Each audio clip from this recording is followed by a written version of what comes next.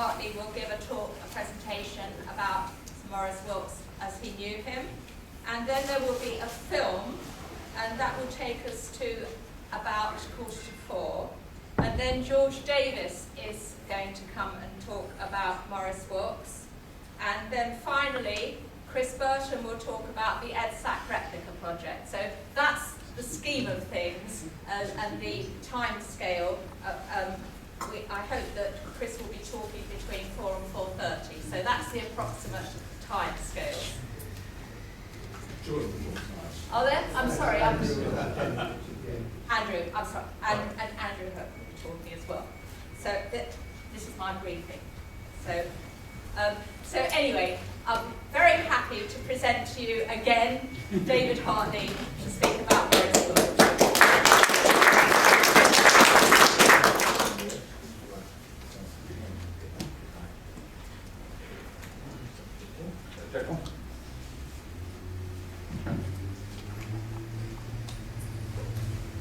While Kevin's sorting out the technology, let me say a few words of how that got here.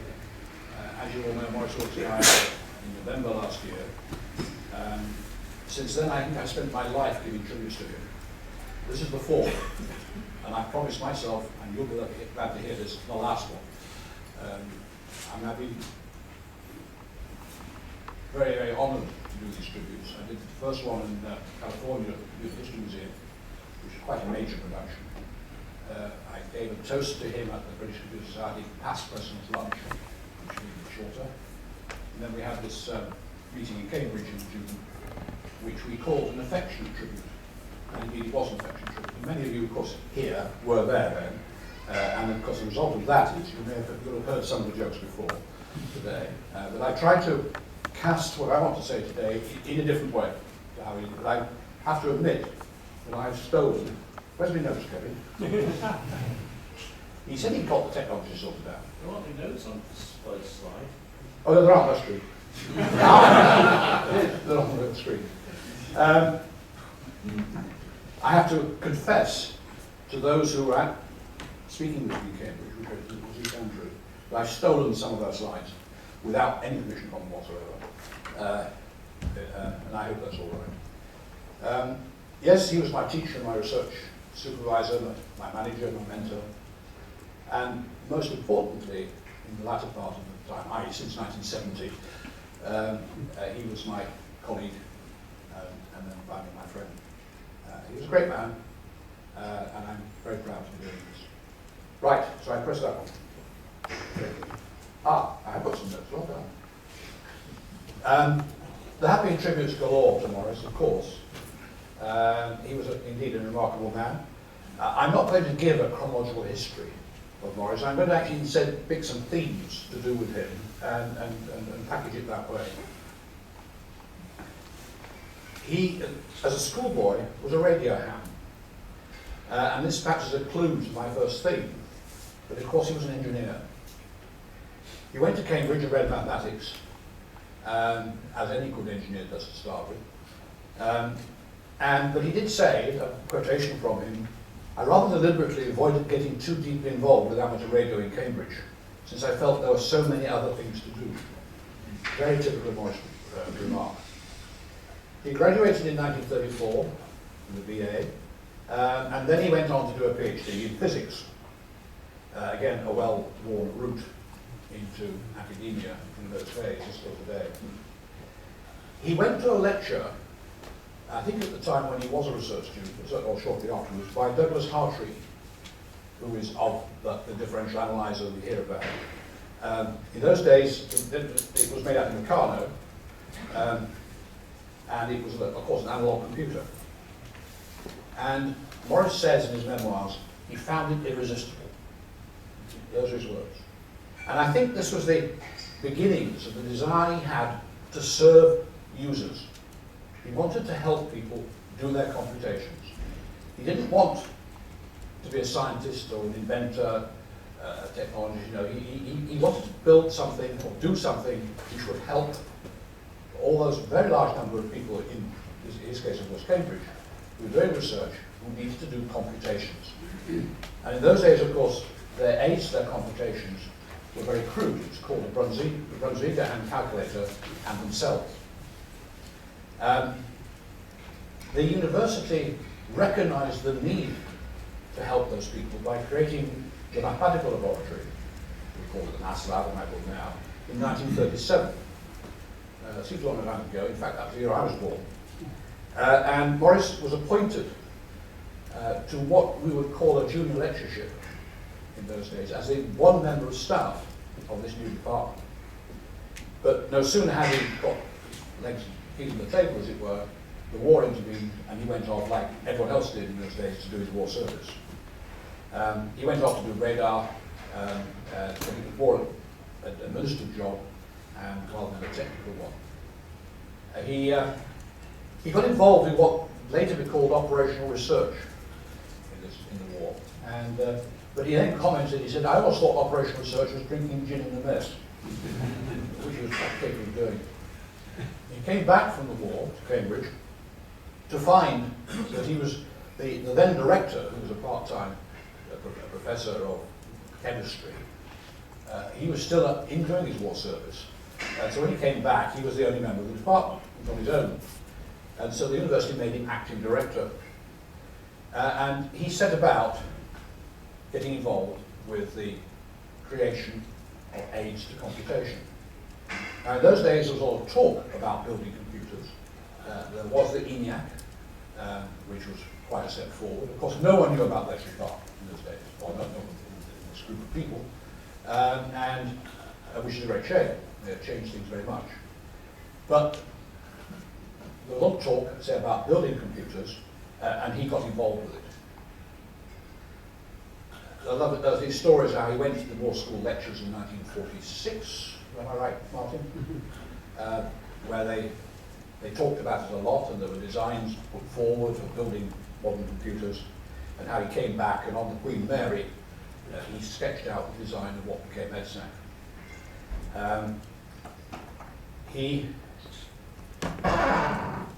In other words, his first objectives then, and the first actions then, were what I would call computing circuits, which is of course what my favorite one, and not computer science.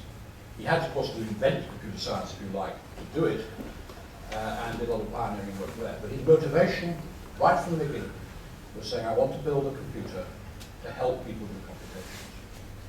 That's what explains a lot about the EDSAC. For example, did not push the technology. He built it slow, saying, well, it's going to be fast enough anyway compared with what went before. And that's what he was trying to replace, and a person, and that's what he produced, was the EDSAC, and which was about 1,500 times more faster than what it replaced. Now that is an increase in power of computation of the like we've never seen since. Altogether since then it's been more than that, but that single step was the biggest step that's been, in my mind, has been made. So one of the quotes by him about those days, which I'm sure you've heard before, and I'm going to repeat them. He said, I didn't have to ask anyone, could I build a computer, please? I didn't have to put in a proposal. I didn't have to arrange any budget. I was in charge. I could go ahead. The times were extremely abnormal. So he just did it. In fact, he also said, separately, that he, having gone to these lectures and talked to the people, or was people talking about computers, he said, I knew how to build a computer. And no one else on my department knew that, because they hadn't caught up with me yet. And that was nice too, he said. Of course, that was never repeated, because he employed such brilliant people that they then told him what to do after that. He was a marvelous. I'll come back to Maurice as the manager. And then also he said, we never tried to exploit the full of the technology of the time, because even the slow electronic computer will be so fast, you don't want to take a bigger jump than you need. And so EDSAC came. It was reliable, relatively speaking, and it did some remarkable work for its lifetime. Another quotation, he said, in 1949, when EDSAC started working, as soon as we started programming, we found to our surprise that it wasn't as easy to get programs right as we had thought. Debugging had to be discovered. I can remember the exact instant when I realized that a large part of my life from then on was going to be spent in finding mistakes in my own programs. Well, that's another story I'll come back to later. But he and David Wheeler and Stan Gill produced this icon, if you like, of computer programming, Wilkes, Wheeler and Gill, which told people how to write programs.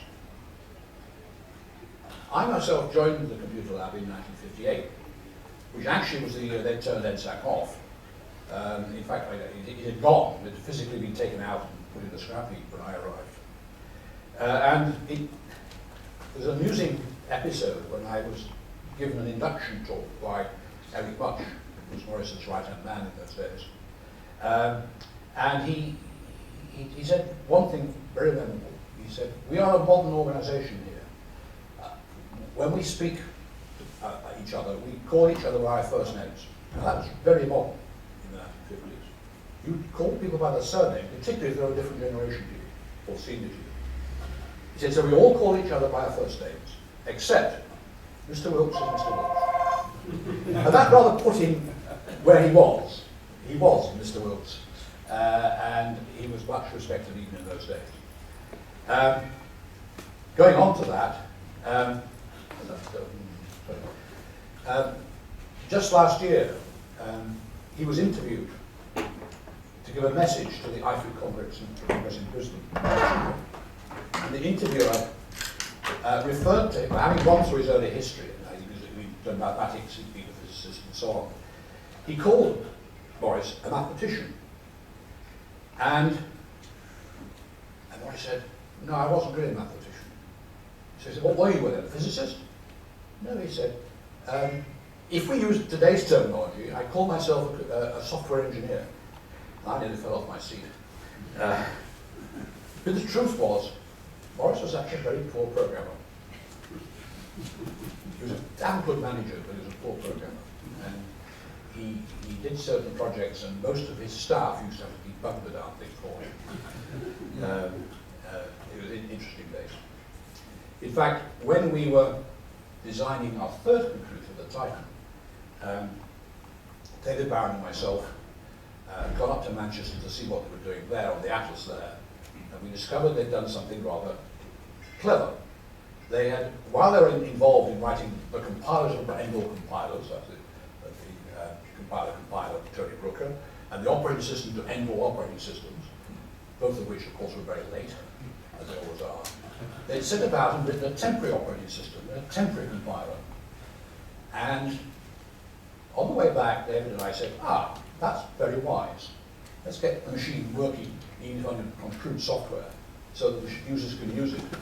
Because we know, otherwise it's going to sit there and not be usable. During that time, Maurice had discovered Lisp processing. Lisp and John McCarthy and that were all the rage in those days. And so he devised a little Lisp processing system himself, called it Wisp. And he went on about this at some length. And we said, what did he go on about again? And he said, we could write a compiler in this, he said. So Dave and I said, we suddenly found a way of keeping him quiet for a bit. And we came back and persuaded him to write a compiler for the previous machine, the EDSAC 2, on Titan.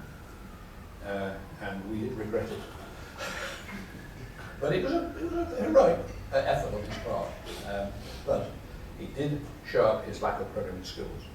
He was a much better director and manager of people than a programmer. So my second theme is that after being a doer, an engineer, building things, he was an innovator and he was a horsebacker. He knew how to pick up ideas and say, let's run with that.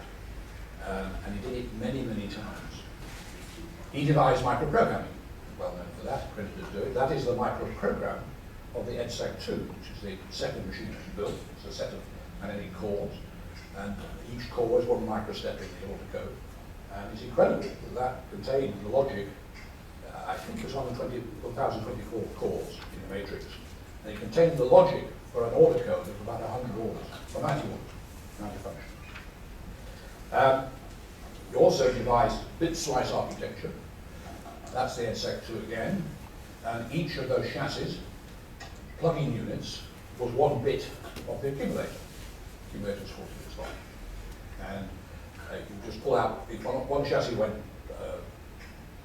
bad, you found out which one it was, you pulled it out. As David Hartley said in his lecture, you also pulled it out with care because it was probably rather hot. And you allowed to pull it out and then drop it, and it was rather heavy. And then you put a new one in and took that off to be repaired. There are other innovations in EDSAC 2. Read-only memory, full-scale symbolic assembler, permanently wound into the memory. Lots of diagnostic aids to help debug programs. And all this added up to his desire to make computing easy.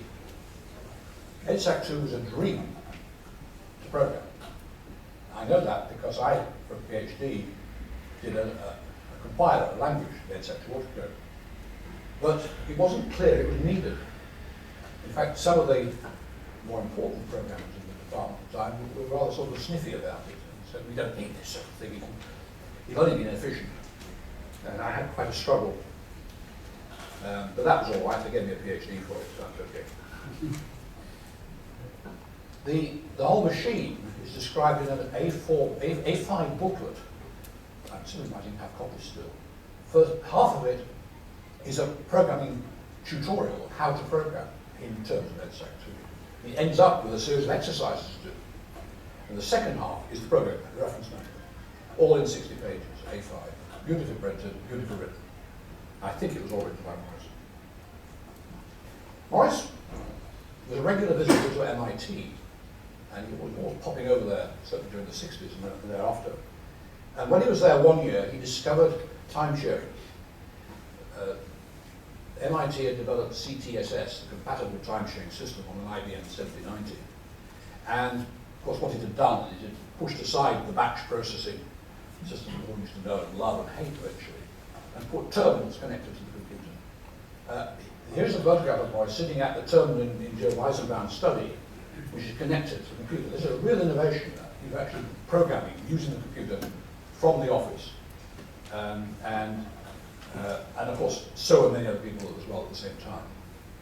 And he saw this and came bouncing back to Cambridge and said to us who were developing still the Titan operating system, we've got to have time sharing. He said, well, we can't. We're in the middle of an enormous project, several years long, building an offline operating system. And we were not happy. In fact, one of us wrote a very strong paper saying how desperately, unpolitically wrong it would be to do this because we can delay the project usually get even more annoyed about this. But he insisted. And we did. And we turned around halfway through this project, Roger Neal and myself and one or two others, and we put time sharing into this machine at the time. We were all proud of ourselves in the end, and we got time sharing. But typical Maurice. He found a horse, he backed it, it was right.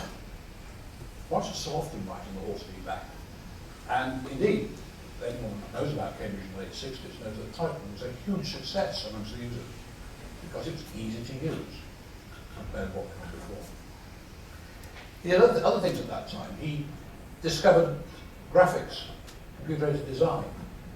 That was beginning to happen, particularly over in the States.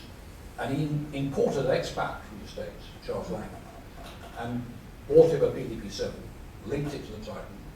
It had a nice display on it, and graphics and CAD were born in Cambridge.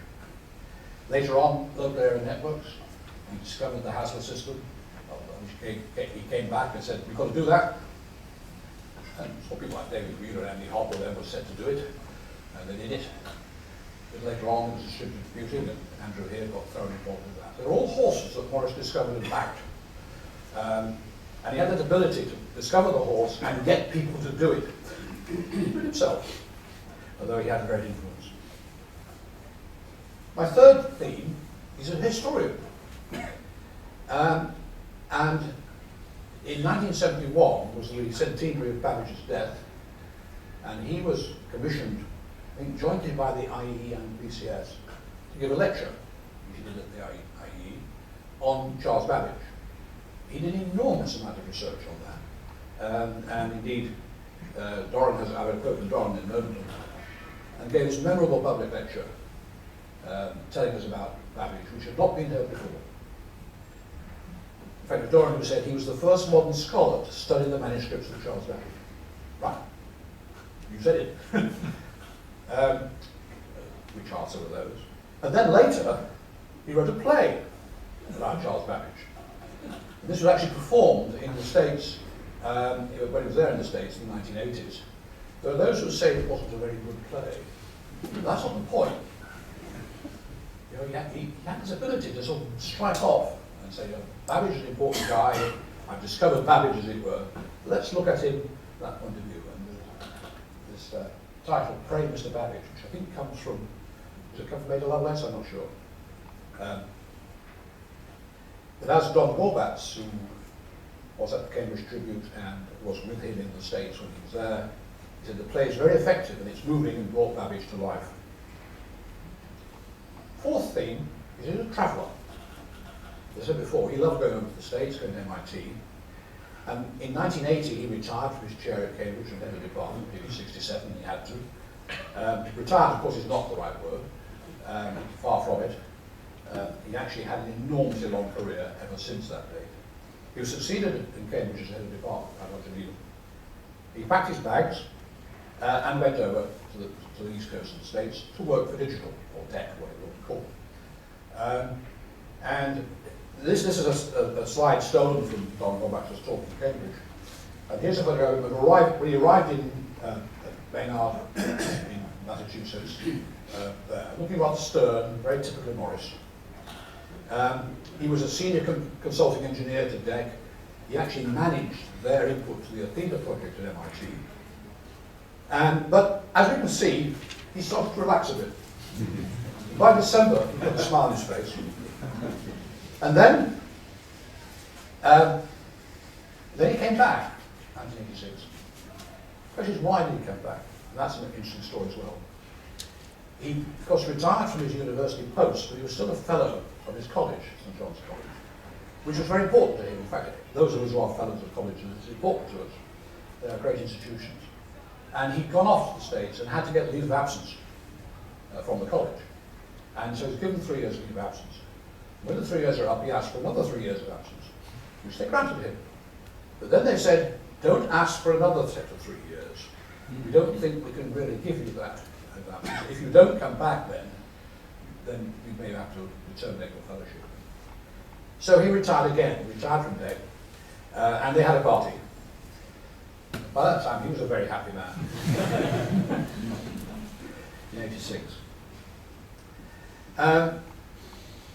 DEC gave him a second retirement party. I can't score his name. Maybe I don't know. Sorry.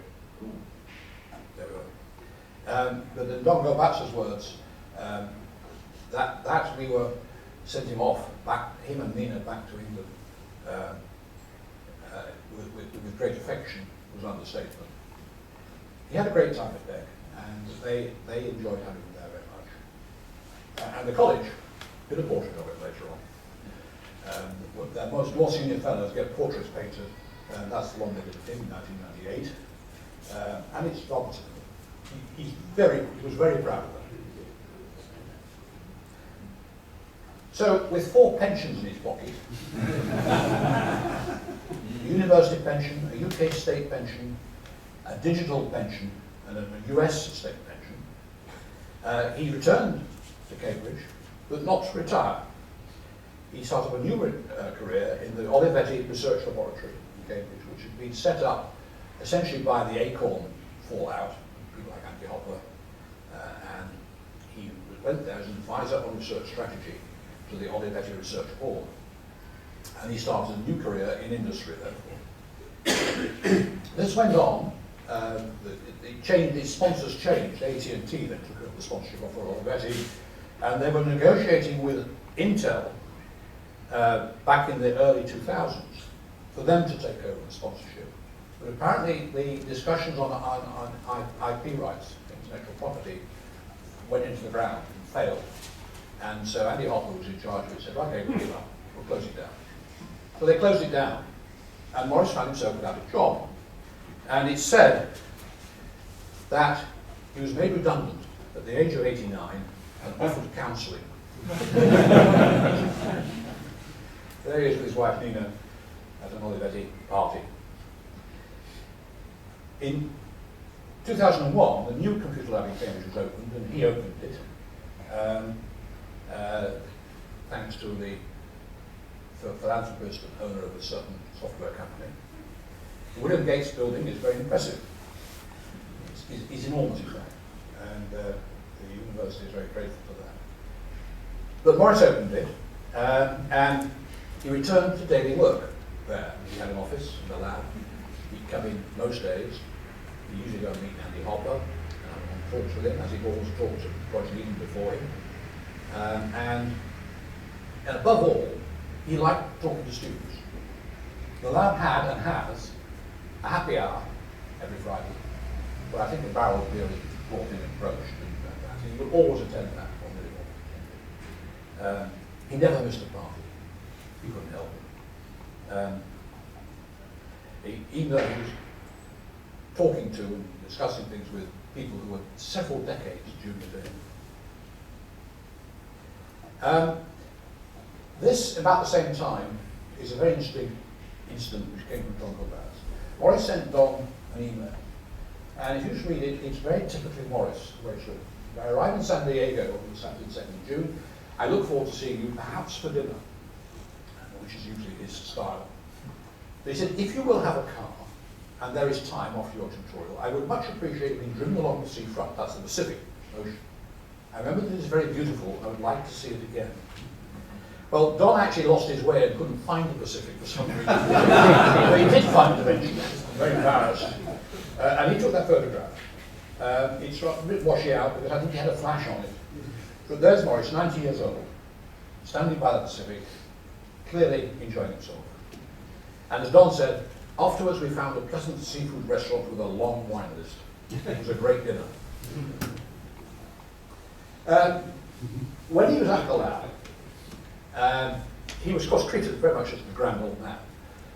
They set up a separate parking space for him. That's the front door got out there. And Andy Hopper, who described this in the Cambridge Tribune, said, we were actually not too happy about that. We don't have privilege in that. We don't reserve parking spaces.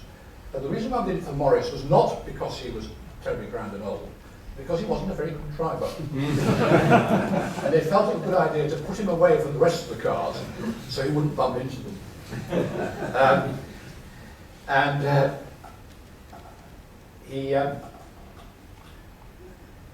What was I going to say? Yes, I remember the day I was visiting him, and he said, I've made a big decision. I forget when this was. It was probably about 2006, 7 or 8. He said, I made a big decision. He said, my car insurance expires at the end of this month, and I'm not going to renew it. And I could feel the world heave a sigh of relief. Again, he wasn't a good programmer, he wasn't a good driver. And so that had been done there. He, as I said, he liked to party. I took him on a visit to Bletchley Park in 2009 to see Bond, see Colossus, read Bletchley Park people and so on. He had a lovely day, really enjoyed it. Loved particularly seeing the Harvard Echo Machine. And Jack Schofield, the journalist from The Guardian, was present and wrote an article, which you may have seen. And Jack had said in his interview of him, so what are you looking forward to now? And as though to say, you know, what do you think is going to happen in development of computing from now on? And he replied, you can't see into the future. It's one of the laws of the nature. Grinning, he added, if you'd asked me that half an hour ago, I would have said my lunch. He attended the annual past president's lunch in VCS pretty well every year that I knew about that thing. And he was there, in fact, last year, in 2010. He was great at going to lunches. So I'm going to now go to another theme. Maurice is a people man, a person man. That's a picture of the lab staff at the time when the EDSAC started working. On the front row, if you just ignore the two ladies who might scenario. You have Eric Mudge, who was his sort of administrator, sadly died in the late 60s. Bill Rennick, also dead, was very much his right-hand man when it came to the technology. Maurice himself, John Bennett, who died just about a couple of weeks after Maurice did in Australia, the first research student in the maths lab. And then finally David Wheeler. And David, of course, was a legend. They're all people discovered by Maurice. When we had this tribute in Cambridge, so many people got up and told the story of how he got rid of them. You would say to people, it's time you moved on. You know, you've done this bit here, you ought to be doing that. And he was, again, he was always right. He knew how to get people, he knew what to do with them and to manage them, and he knew when it was good for them to move on. The persons concerned who did that didn't quite appreciate it at the time. One down here in the front row who comes into that category. He came back somehow, I'm not quite sure that. But there are lots of stories about Maurice's ability to find people, to nurture them, to train them, to educate them, and then to get rid of them, if you like. I myself, of course, was rather fortunate. When I finished being a research student, I went up to him and I said, I must have said Mr. Wilkes, I suppose, have you got any jobs? I'd like to stay here. We were deep into the Titan project and it was all very exciting. And he said to me, he said, well, it's difficult, he said, we haven't got any spare posts. So not unless anyone dies. And then some years later, he did employment on a temporary money. And sometime years later, I discovered what he'd done. He had scraped together money to get by the Titan computer, build the Titan computer. And he had a choice of buying this machine with 7 magnetic tape drives, or to have 6 tape drives with me. And he used to say graciously, I think I made the right choice. Anyway, in 1970, we had a big change in Cambridge. The idea of doing research on computer users, by developing new computers and letting them use them, was no longer tenable. And we had to have some formal system, a proper organisation, a proper management, a proper computer. And it's all very political. And so the university reformed the lab, called it the computer lab, and split it into 2 parts, the research academic part and the computing service part. I became director of the computing service part. And so since I was director of the computing service, they couldn't call him director of the lab because there were 2 directors, so he was just called head of the department. Which I thought was a shame, because he really was a director, was not much more than I was. But from that moment onwards, we became colleagues. We were both sort of joint heads of a split department. And I didn't report to him then, I reported to a committee. But he was a great guy to work alongside. So, with thanks to Andrew Herbert for the German of this, here are some of the people that around the various stages of the lab he found, he nurtured, and sometimes got rid of. David Wheeler, you all know about David. Roger Neal, pretty well known. Neil Wiseman, less well known. He came as an electronic engineer, to chief engineer of one of our projects. He turned himself into, in fact, a computer scientist working in graphic software. Carl Spark Jones, Roger's wife, introduced natural language processing into the computer lab. And got very little recognition for it until very late in life, when he became a public chair. Ken Mooney, who was in those days very much an expert on databases. Martin Richards, just about still there is Martin, in the sense that he's retired, but he's the inventor of PCPL and the Tripos operating system. Steve Bourne, you may have heard of Steve Bourne. If you know about Unix, you know about Steve Bourne. Bourne Shell. He went off to the States. He was one of the people that Maurice just simply said, you better go. You've got a much better career doing somewhere else. So he went. And he's done well and something like that, hasn't he? Then finally, Andrew Herbert. There was another of those who, in the lab, did a lot of very important research on student computing, and then went off, and this didn't make his fortune, he did quite well, and ended up working for Mr. Gates, and now he's working for the CCS, that's marvellous. This is a nice picture of I saw one of the 3 engineers. They were actually present at the graduation with one of their students. There they are, par excellence in my opinion. Maurice, David Hartley, Roger Needham, looking quite smart for once. Just to slightly finish, how am I doing for time? It's 3:05. Which means, yes, okay, that's fine. Just a list of some of his honours and distinctions, many of them. The ones in yellow I'm going to say more about. He was awarded the Kyoto Prize in 1992, which is simply Japan's equivalent of the Nobel Prize. And it comes with quite a lot of money, I gather. There he's receiving it. I think, is that the Emperor? I think it is. I think it's the Emperor. Then he got an SC, on the Doctor of Science from Cambridge. It's very unusual for Cambridge University to honour its own people in this way. It's very unusual. But they treated him as being unusual, and you can see how pleased he was. And finally, what we all wanted for a long time, he was made a knight, and there he's receiving it, knighthood from the Queen. And that was a great occasion, I think, for all of us. Outside Buckingham Palace with Nina. So, just a few last words in my last theme. He gave his last public talk, aged 95, at the 60th anniversary of the EDSAC in 2009. There he is giving it. That lecture, it was very much a very short lecture. It was just a response to the two lectures gone before.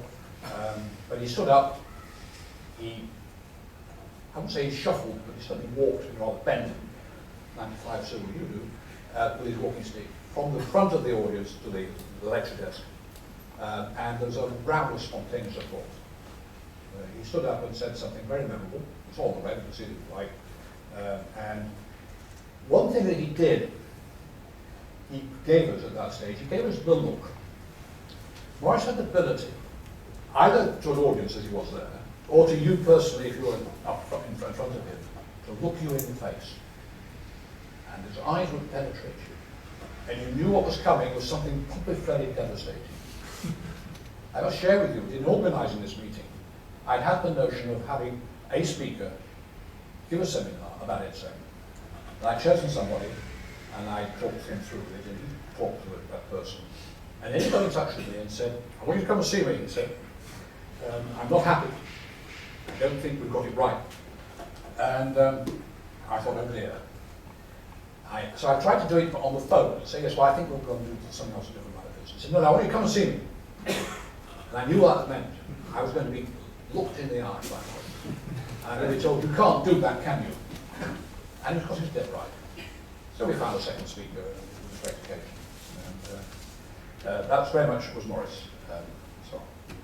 And the final thing relating to this look and my own inability to withstand it, was when, at about that time, no, it wasn't when I saw live, it was the year afterwards, 2010, last year, when two things happened almost simultaneously. One was there was this interview for the IFIC Congress I mentioned earlier, where he claimed he might be called a software engineer.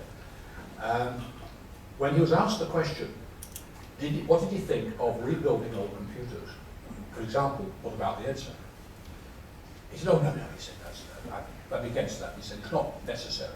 Any historian who wants to know about the EDSAC, well, it's only got to consult the archives, because it's all there. And he declared himself, unwittingly, if you like, that if anybody wanted to talk about rebuilding the EDSAC, he was going to not only be against it, would probably stop it. A week or two later, I bumped into a certain entrepreneur in Cambridge and talked about this subject. And he said, has anyone rebuilt the EDSAC? And I said, no. He said, what would it cost? I said, I got no idea. So he then said, why don't you find out? This was Herman Hauser. And I asked him at the end of this meeting I was at with him, I said, you want me to do that? You want me to find out? He said, you go find out. So we did. Chris Burton, Kelly, myself, Martin Campbell Kelly, and someone I've forgotten, must be. We set two, and we did the research, and we took to Herman Hauser this proposal to rebuild the EDSAC. We knew what it would cost, we knew how long it would take. And this was in October then, last year. It was a year ago. And so Herman said, yes, we'll do it. But of course I had not told Maurice. I've been frightened to call him Morris. In fact, as one person in the CCS committee said to me, says, "You're frightened of him, aren't you?" She says, "Of course I am." He's a guy I had too much respect for, and knew him so well. And I then realised that if I didn't tell him, and he found out from someone else, I would have been in even bigger trouble. So I told him. It was in September, I think, last year. He was very dozy by then. He spent a lot of time just asleep. He sort of physically faded away from Morris, except his mind was all there. And I told him, I said, "Morris, you're not going to like this. This is my usual ploy for Morris." Because when we're lucky, he challenged me in the Premier League. He didn't this time, I was right. And he said, "I would steer well clear of that." And I said, "I can't, Morris. It's important to the CCS," and so on. And we just dropped the subject. But I did tell him, and felt a bit better for it. But it was sad in a way that I knew he didn't like the idea, and wouldn't have liked it. Well, he died in November, and that worry was out of the way. And we are going to rebuild the EDSAC, as you're shortly going to hear. Just finally, the green door. I have to tell you about that. This was taken at the time of the 60th anniversary of 2009. The old original maths lab was in a very old building, an anatomy lecture theatre, an anatomy school building in Corning Exchange Street in Cambridge. And the door, the back door to the building, was this green door. That was the door which you entered. And when the building was demolished, the door was preserved. And it was put away somewhere for about 10 years. It was 1969 this demolition was done. Until in 1980, when Morris retired, we thought, what should we do about his retirement? And also to be kicking around in the way of people like Andy Herbert trying to do their research. So he said, "Well, we'll give it to him." And so he was presented with the door in the garden party we gave him. We said, "Morris, we gave him the presents, we gave him all that, all the speeches," and then we said, "We've got something extra for you, Morris." And from behind a bush came two burly engineers at a trot carrying this door, plonked it in front of him, on which they'd screwed a brass plaque and put his name on it. And he must show them the door. The door, we was told he couldn't take it away with him. It's preserved in the computer lab today. It has on it now the names of many people who've retired from the lab in those days. I'm very proud to say that I'm one of them. It was my personal privilege that he was my teacher, my research supervisor, my mentor manager, then my colleague and friend. Thank you very much.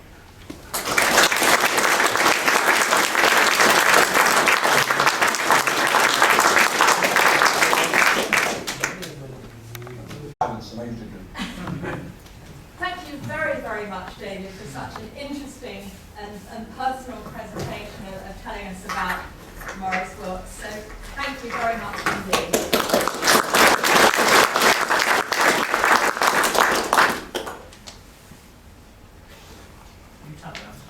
I can, but I haven't got the right shoes with me.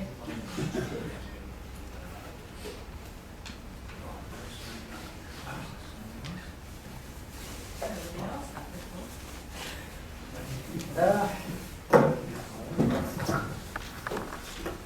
Right, we have about...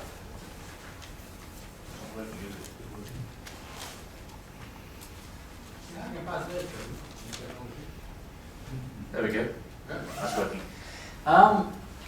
We have now about 20 minutes of film for you. Now, I don't believe this film's been seen in the UK before, but I think just to put it in context, as David has said, Sir Maurice Wilkes was working with DEC in late 70s, early 80s, and working alongside Gordon Bell, one of DEC's most sort of senior engineers.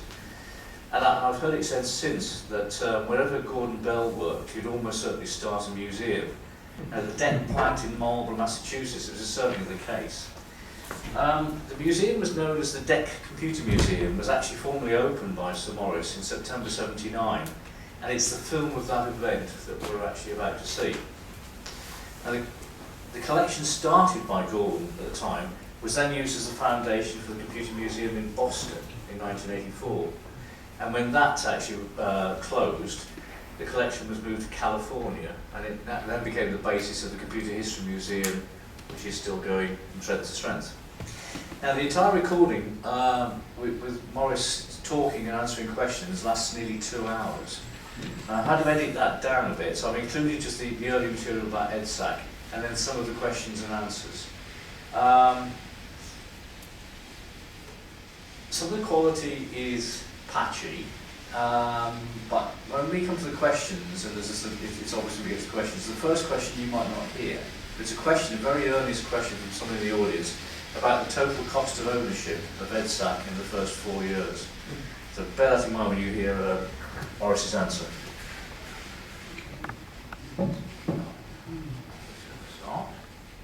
I might just need to just check the volume as well.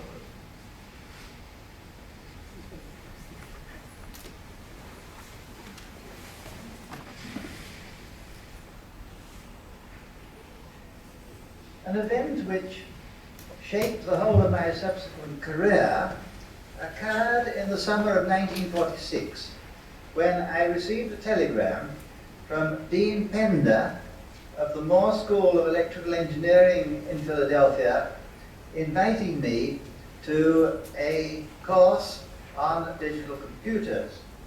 The first ever to be held, Eckert and Markley, fresh from their trance as designers of the ENIAC, were the principal instructors.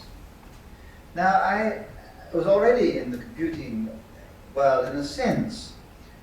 When I was a student in the Cavendish laboratory doing radio wave propagation, I encountered a differential equation I couldn't solve, and I heard that there was in Cambridge a differential analyzer, a model differential analyzer, and I got permission to use it. That machine had been built at the instigation of Professor Leonard Jones, who was interested in the quantum theory of atoms and molecules. And he was a man of great vision. This was a model intended for propaganda purposes, so that he could get the money to have a full-scale differential analyzer built according to Bush's plans, Bush from MIT. But instead of just saying he wanted a differential analyzer and a room to put it in, he said he wanted a computing laboratory.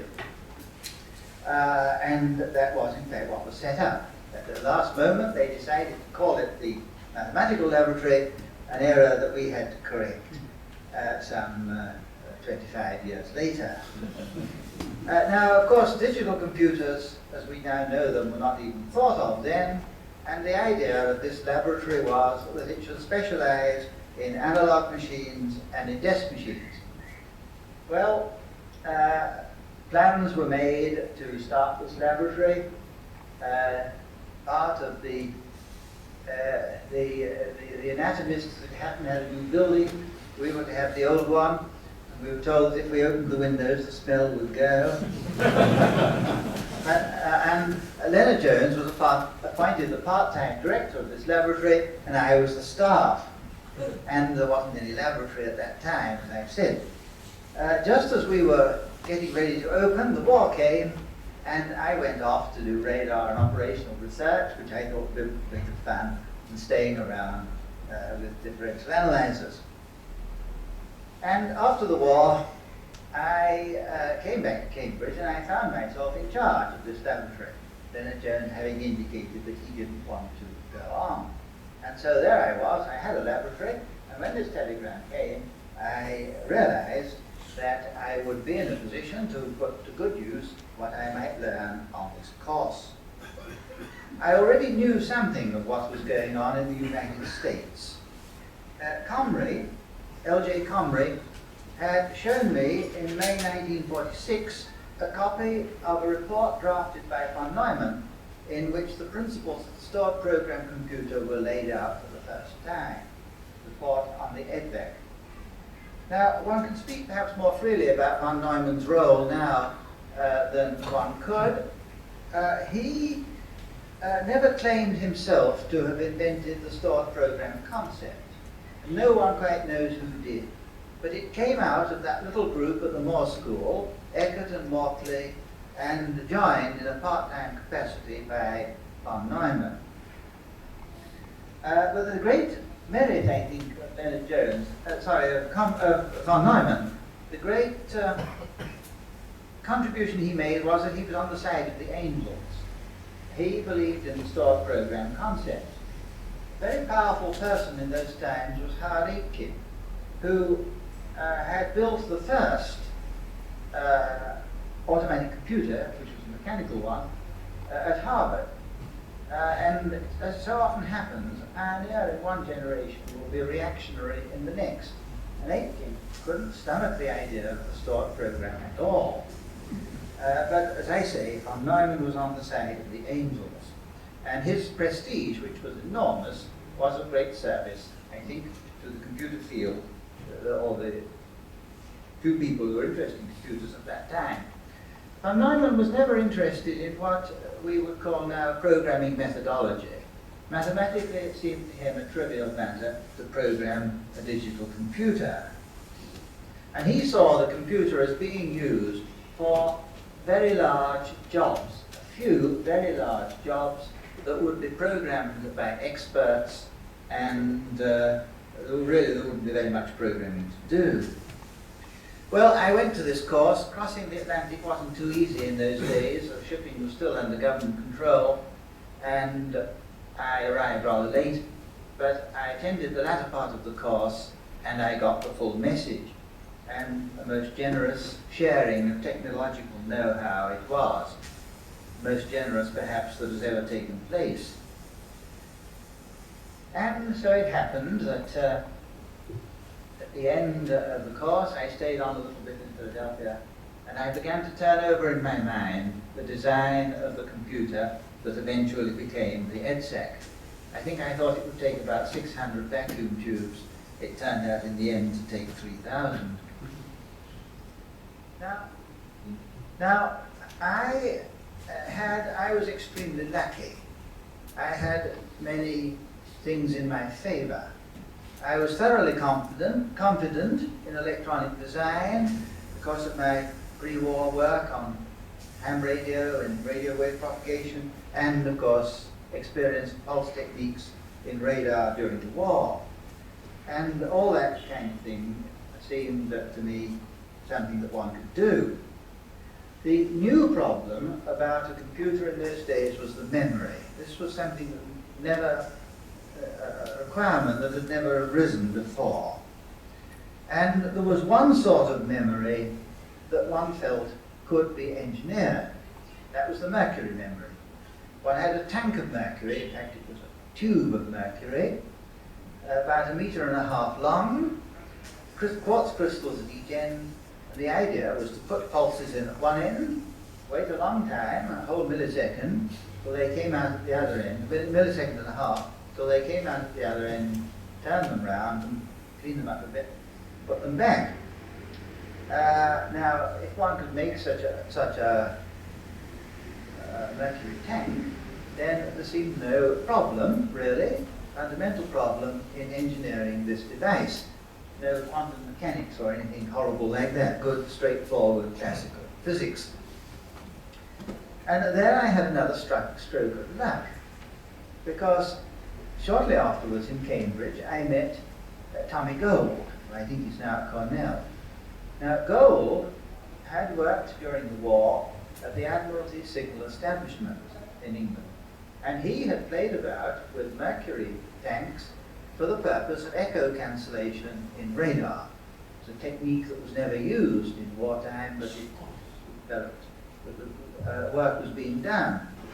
And he produced a design, complete design for a mercury tank. And he said, if you make it like this, it will work. And so I did, and it did work.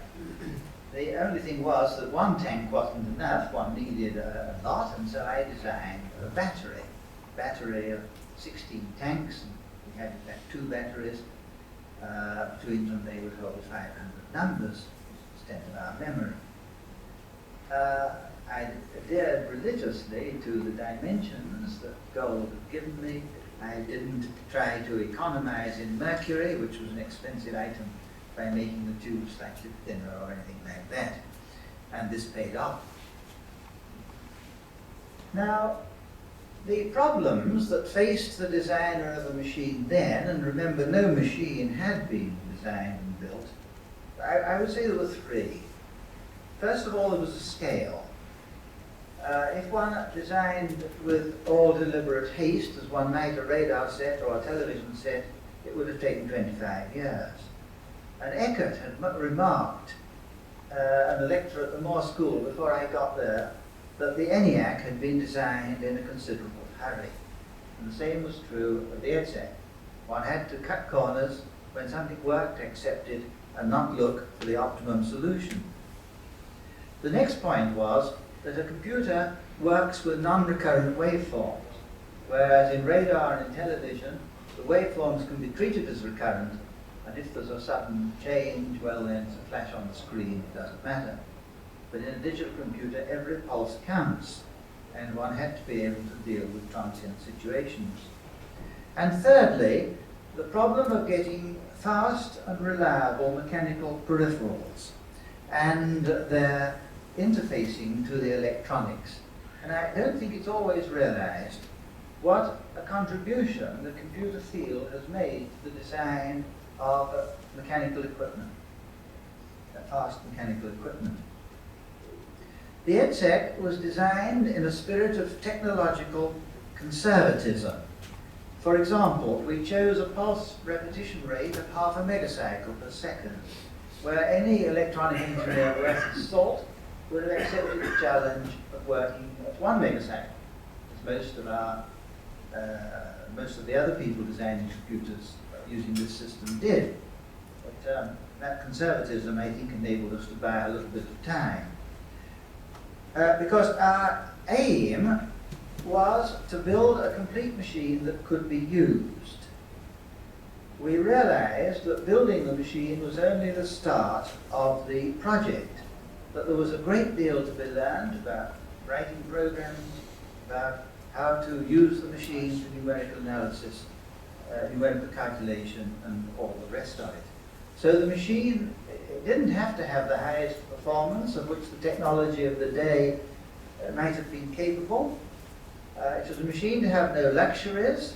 On the other hand, it was to be a user's machine, that is, easy to use, but there that involved looking into a crystal ball because nobody had ever done it before. Well, we worked single-mindedly at this object. We didn't give any demonstrations of the parts of the machine on the way. We put it all together, and one day, on the 6th of May, 1946, the thing worked. It did its first calculation.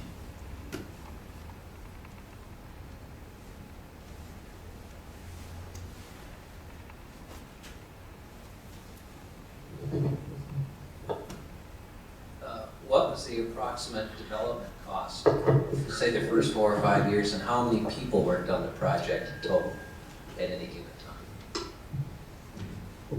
Yeah, I don't know what the cost was. We weren't very good at keeping accounts in those days. Universities don't do this in a very... I have no idea what the cost was. The group consisted of myself and Rennick, on the design side, 3 or 4 other people, and a bunch of assistants to do the construction. Most of the construction we put out to a small company. And then, of course, as soon as the machine was running, the people interested in programming, lots of people from various parts of the university got attracted in, so the company of programmers grew fairly rapidly.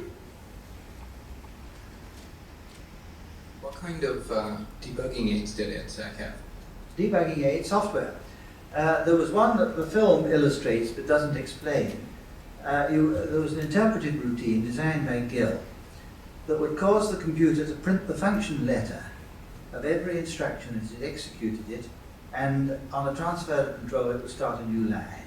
This gave you a dynamic trace. We also had post-mortem routines which would enable you to see what was in the memory when the program was stopped. We had comparison post-mortem routines which enabled you to feed the input tape in again, and the machine would print only those locations that had changed. Printing was very slow, so that was worthwhile. Oh yes, we also had checkpoint routines. You'll find all these in the book.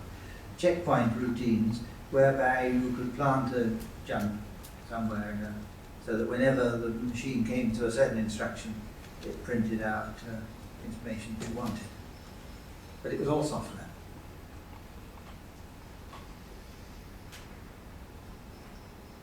What was the instruction execution speed of, say, an add instruction or a multiply instruction? An add instruction took 1.5 milliseconds. A multiply, we have to have two instructions, the loading the multiplier register, which would take 1.5 milliseconds, and then the multiply, which took, I think, 4 milliseconds. I've forgotten something like that.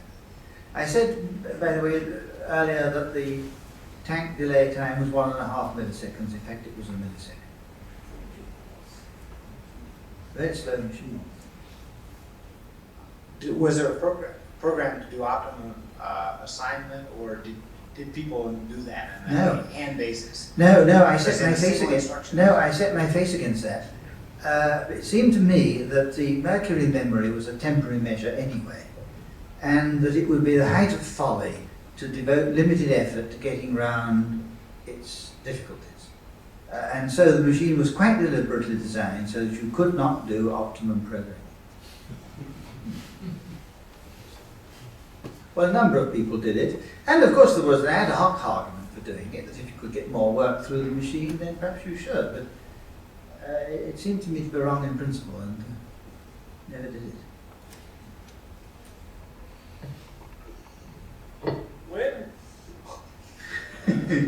When did floating point arithmetic start to enter the scene? Roughly, do you have any idea on that? And so it's awfully hard to hear the loudspeakers up here.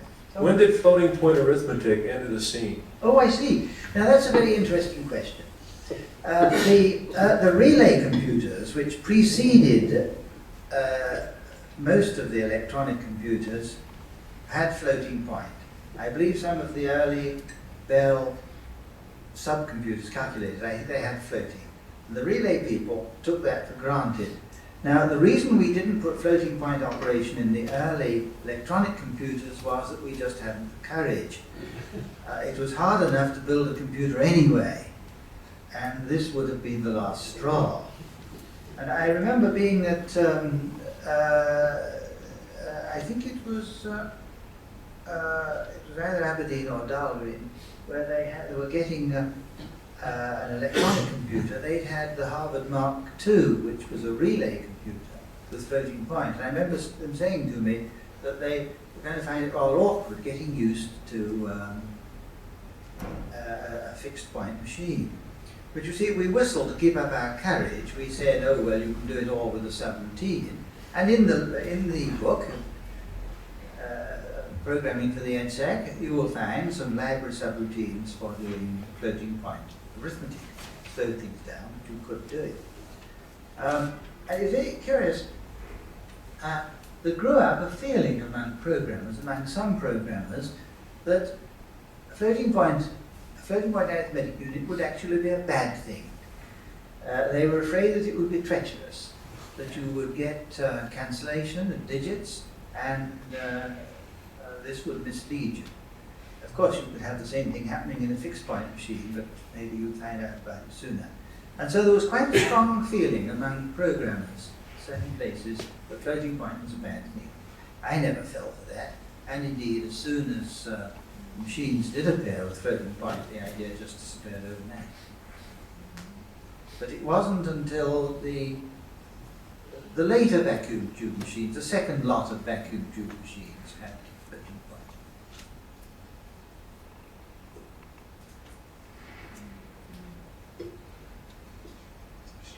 How was machine time charged? By clock time, or was it Service University?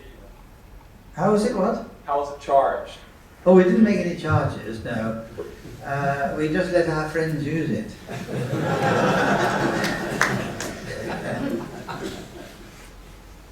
Well, in fact, in that, in the movie there was this sort of batch place. Could you sign up for standalone time? how was it used as a time sharing? I mean, was it used as an individual, Yes. interactive personal computer? Was it a personal computer? I guess that's the Well, buzzword. Of course, you quite understand, don't you, that that was a movie telling a story. I mean, well, obviously it was life as it might be or ought to be, not life as it really was. Though for a good part of the day we did have an operator, that girl you saw, running the computer. Because we soon found that if you let programmers run their own problems, then they weren't interested, as it were, in getting out of the way for the next man. So that it was in the interest of efficiency, it was a good thing to have the machine under the control of an operator. But during part of the day there were programming tests. People could have the machine programming tests, and during the night it was entirely in the hands of volunteer programmers. But we definitely had the idea that it should be run exactly in the way illustrated in the movie. And to a certain approximation it was.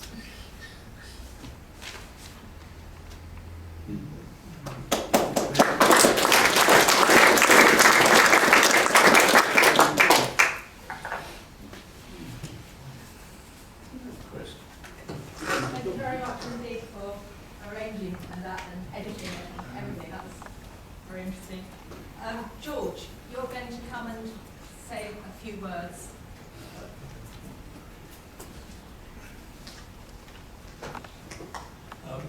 George, can I give you a microphone first? Oh, that's, yes. In a second. What's that? Oh, right. Yeah. Okay. Have I hear it? Yes. But George, if you can move to the side because you're... Have you turned the projector off? Because it's not fair. Yes. That's it. I'm going back in the first instance to an event about 2 years ago at the Computer Lab in Cambridge. And I'm not sure what the programme for the event was, but we all sat there and nothing was happening. So I stood up and did a tribute to Maurice that he thanked me for afterwards. And I think perhaps other people started saying a few things. And that made me think about things that I knew, things that I'd experienced that might be useful to contribute. And the main thing that gives me, puts me in a good position for that, is that I'm just coming up to my 88th birthday, so I was sort of in full operation back in 1950 when I started on computers.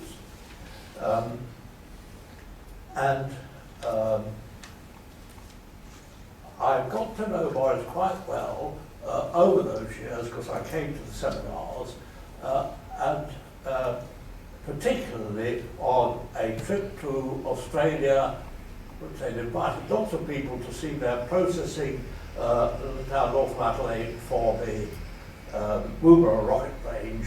And this was a very close little group, and somehow I was involved and a lot of top brass, including Maurice, that put me on a friendly relation on that.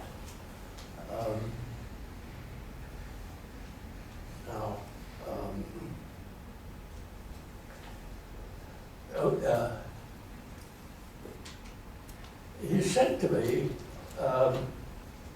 we didn't try to do anything difficult on one occasion. I thought, well, not do anything difficult, just get the first computer in the world working. But sometime after that, I was talking to Roger Needham, I got to know, he's number 2, and he said to me, Maurice was very proud of that half megacycle decision. And what was, he decided he was going to run the computer at half megacycle rather than a megacycle, and that was why he got it working a lot earlier. And all these were doing a lot of good work for a lot of people that needed the work doing. What was I going to say?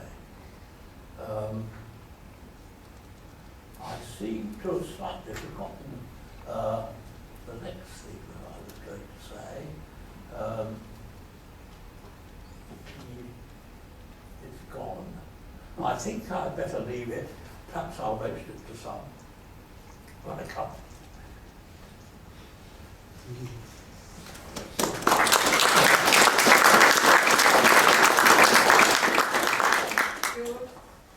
And now, Chris Burton and Andrew Herbert are going to talk to us about the EDSAC project.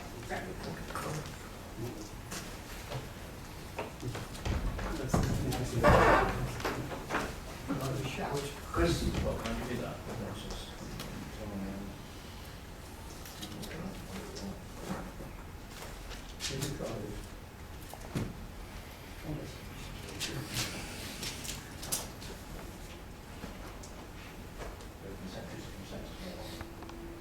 this presentation works fine on my desktop, but it didn't work on my laptop. So we'll see how it goes. I may have to wave my hands about instead. Just let it warm up.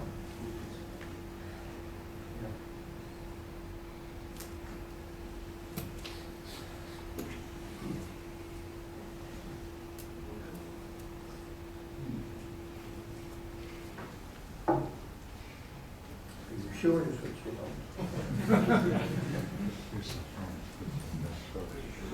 Oh, that's gone green.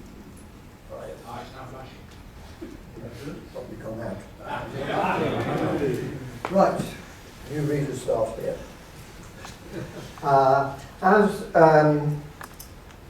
As David said at the beginning, the idea of doing a replica came about a summer ago in 2010.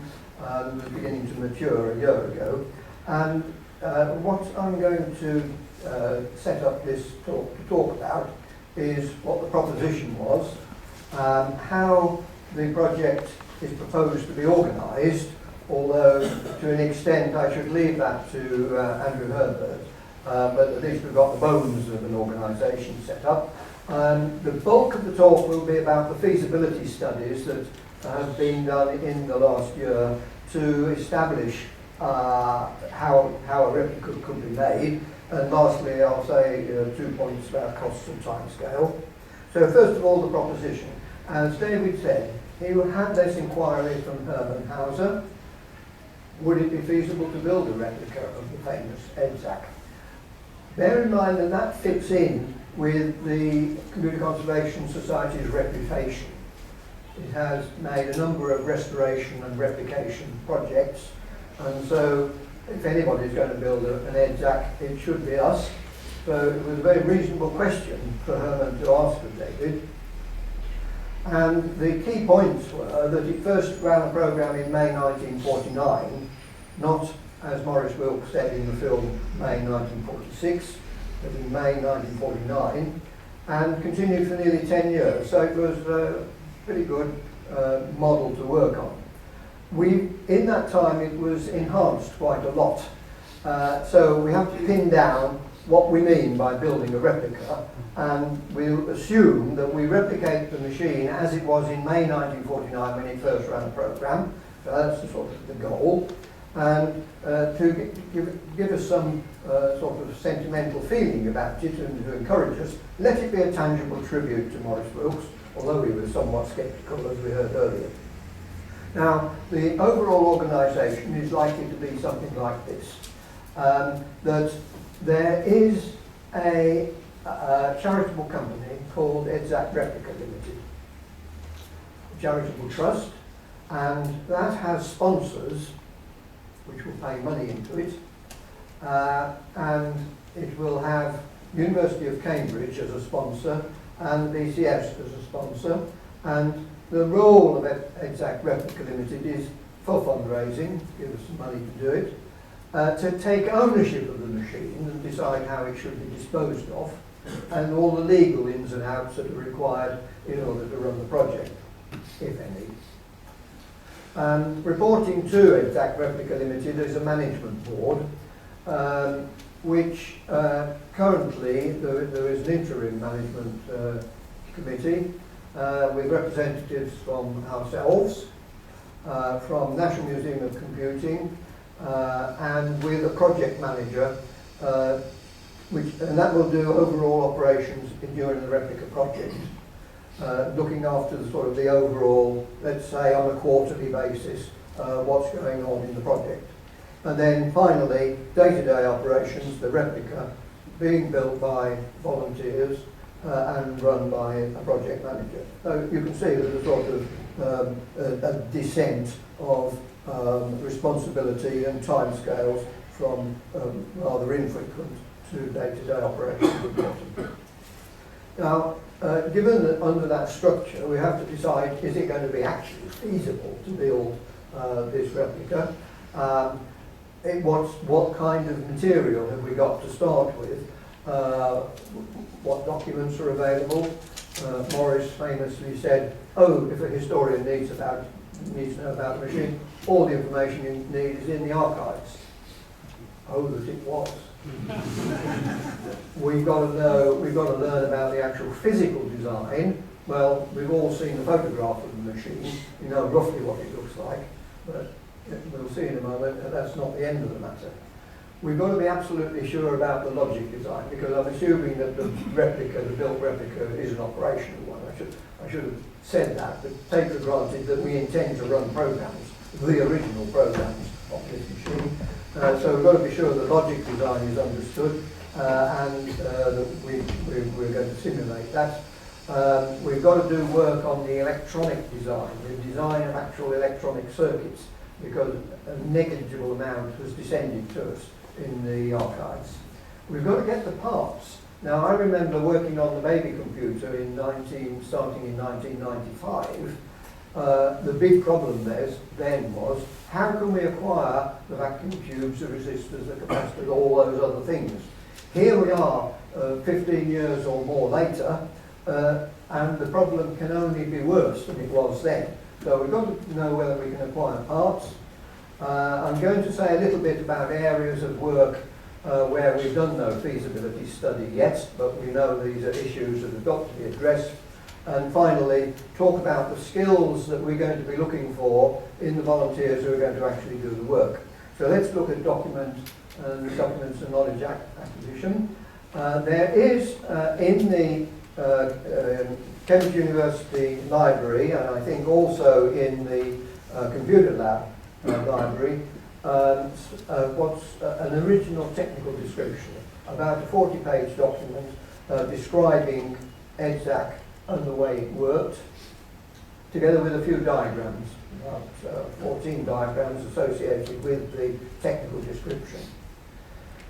Regrettably, the document starts off by saying, this is a description of the EDSAC as it was while we were planning the design.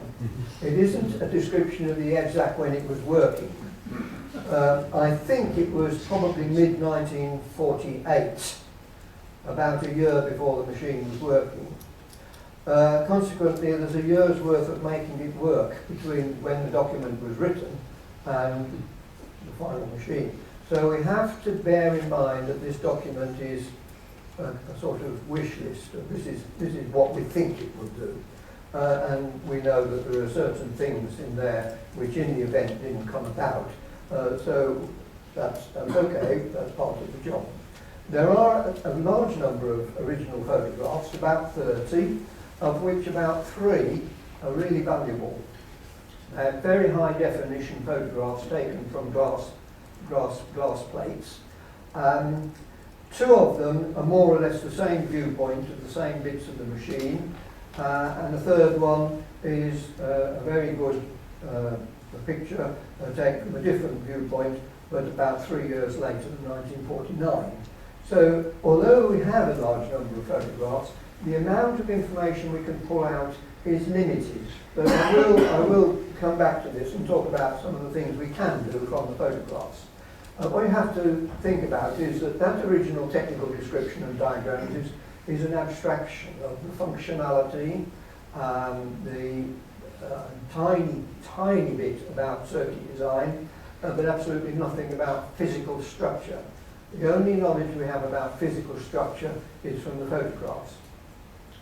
There are a few published papers of which probably the most valuable from our point of view of May 1949 is an early paper which was published about the delay line store, and I'll come back to that again later, which gives some quite detailed information about that specific aspect of the computer.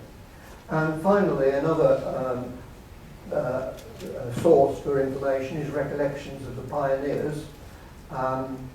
Sadly, there's hardly anybody left, and one key person, Don Willis, who we were banking on to get information from, and I was building up a list of questions for, sadly died a few months ago in a car crash, so even that seems to have lost. Now let's consider now the physical design aspects. What we can do, as we've done with other replication projects, get the photographs, scan them, and then use various computer techniques to make measurements, fairly crude techniques. And from that you can deduce that the chassis, the metal chassis with the electronics on is about 33 inches long and so on, and you can make various deductions about sizes and so on. What is even better, however, I should say that looking at the photographs, you can make an estimate that there were 12 tall racks. You can look at them carefully and you can see that each rack actually holds, I think it's 14 chassis, but they're not fully populated. So we're going to have to make a machine with about 12 racks and about 120 of these chassis. That's not the final answer, but that's what it looks like at the moment. Now, one wonderful and most valuable resource is that in the computer lab in Cambridge, in the glass display case, is this original chassis, which is one of the delay line store regeneration units. There were 43 of these in the computer, so that's a good start. If we can make 43 like that, we're about a third of the way through the build of the computer. We went down to the computer lab and photographed and measured this thing, and when I got home I realised that the measurements and photographs we taken were really not enough. And Andy Hopper very kindly in the computer lab said I could borrow the thing, and took it carefully home and was able to examine it very carefully, measure it up, see how the way the construction techniques they used.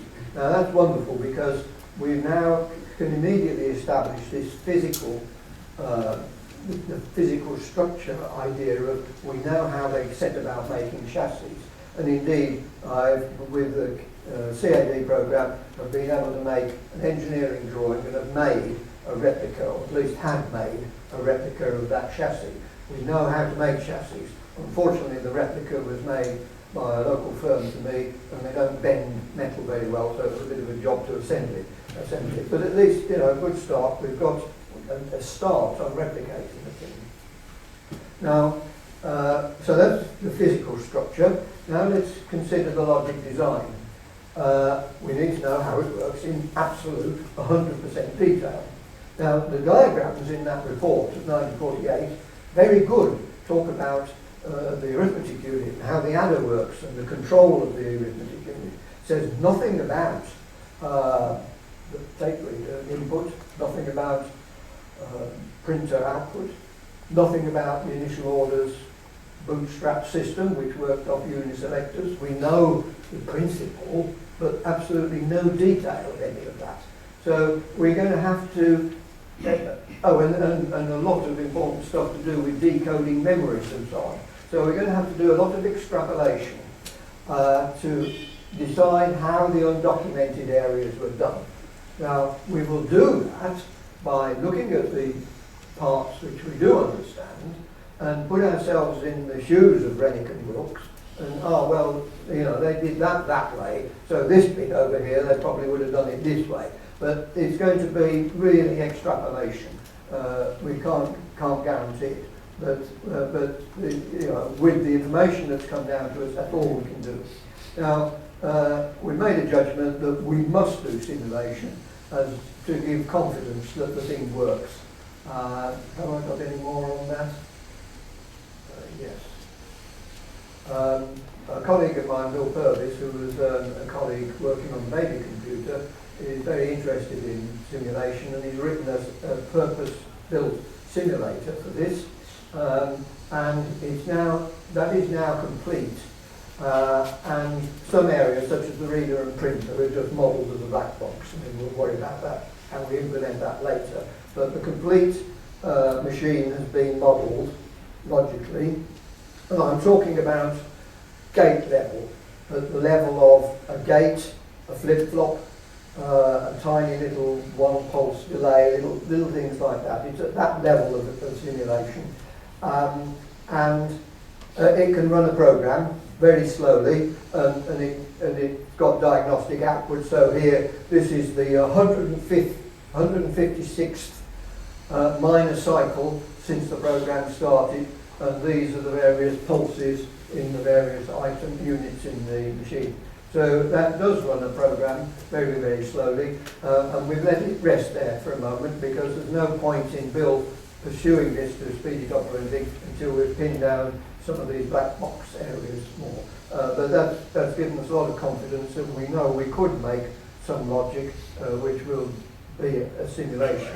Let me just interject here that of course there are a number of EDSAC simulators. The most famous and useful one is the one that Martin Campbell Kelly wrote years and years and years ago, which is a functional simulator at the level of functionality, not at the level of gates. And that's good for running and developing programs and so on. We need this one at the level of gates because we're going to have to map that onto hardware. Now, the next area then is, so we've talked about the physical structure, racks, chassis, we've got a handle on that. Incidentally, the racks are interesting. As far as I can see, they are not standard.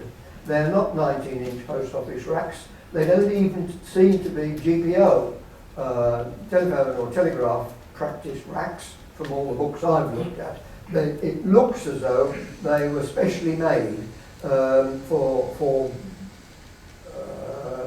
EDSAC, designed by Maurice, presumably. They're very tall, they're very wide, and the racks themselves are deep that way. We're going to have to just draw all that up and have the racks made. We're not going to be able to find them anywhere, they're going to have to be made. So we've got the physical structure understood, racks, chassis. We've got a handle on the logic. We need to know something about the electronic circuits. Now, very little, as I say, has come down to us about these circuits. One of the most remarkable things is that they are AC coupled. Now, engineers amongst you will know, well, that's going to be a bit of a problem, because an AC coupled circuit does depend, as Maurice Wilkes in the film said, on recurrent signals, not transients, unless you take some special measures. Well, Maurice took some special measures. But it does make the circuitry rather peculiar in that you can't slow it down. It's got to run to half a megahertz. There's a lot of delays and things depend on that. I think it's more a question of unfamiliarity than any other sort of difficulty. But it does, we're going to see that it's going to cause some interesting issues to do with how the electronic circuits are mapped onto logical elements. In the paper I mentioned that he and Rennick wrote in Electronic Engineering in 1948 about the ultrasonic relay line storm, they cite in there and show a circuit of a 2-input AND gate. And a 2-input AND gate uses 3 pentodes and 3 diodes. And on the face of it, you think, oh, that's a third of a chassis for a 2-input AND gate. It really does look extravagant. I think they must have oversimplified in the paper. Yes, basically, you need a couple of pentodes on the input, and you need a pentode on the output, but I believe that can often be shared. So other gates can use the input pentodes as well. More work needs to be done on that. But there's a basic the basic principle of an AND gate is there. I want to go back to our experience with that AND gate in a moment when I've looked at some of the other things. But the flip-flop, there is a very crude circuit diagram in the papers with no circuit, no component values on it. And the flip-flop uses 3 pentodes, a couple of diodes, but there are obviously more diodes are actually needed. It's a sort of outline. This is the idea of the flip-flop, and it's a very strange flip-flop. When you flip it and set it, you can then flop it back by a reset pulse. But if you flip it and don't send it a reset pulse, it's going to flop back in about 10 milliseconds anyway. So that's going to take some understanding to make sure we use these in the right places. Because if it's going to be somehow coupled to hand switch operations or something like that, that won't work. They have a circuit, or when I say they, I'm referring really to Wilkes and Rennick because I think they did most of the documentation in 1948. They refer to a reversing circuit. And after a bit of study, you realise what they actually mean by a reversing circuit is what we call an inverter. That it puts out a 1 for every 0 input and a 0 for every 1 input. Now, this is quite tricky with an AC coupled circuit, and I really have not yet got a handle on how they did the inverter. Well, I've got some clues, but it needs some more work. They have 2 kinds of short delay. We talked about the delay lines, and they hold, they're a millisecond long roughly, and hold 576 bits, and that's fine. They're in 5-foot long tubes, we understand all about that. There are also short ultrasonic delay lines for things like the accumulator and the multiplier, which perhaps hold 36 bits or 34 bits. I mean, instead of being that long, they're only that long. But there are, in addition, delays of, let us say, 1 or 2 microseconds, which might be used for just moving a digit, shifting a digit one place. And that's done by a lumped constant delay line. That's a group of inductances and capacitances in a ladder. And you can see actually on one of the photographs a chassis with a lot of what look like inductances and capacitors hanging in the back wiring. Undoubtedly they are lump constant delay lines, and you can't buy those now. You used to in 1948 get them out of radar sets, war surplus, but they don't make them like that anymore. You can buy little delay lines, but they're about as big as a little fingernail and they're packaged in plastic, so not very authentic. So we're going to have to make those. So someone's got to learn how to wind coils, wave wind, and make them on little bits and soften them and so on. So that's, and there are, I should think, 100 or 150 of these in the machine. Similarly, there are delays of a minor cycle, which is about, about 70 microseconds or something, where you put a pulse in here and it comes out 1 word time later. And there is an obscure oblique reference to a phantostrom circuit, and those were used for these intermediate delays. A good thing we know how phantostroms work, but it's a bit hard to see exactly how they were used in EDSAC. They must have taken the basic phantostrom circuit and done something with the output to make it give a pulse.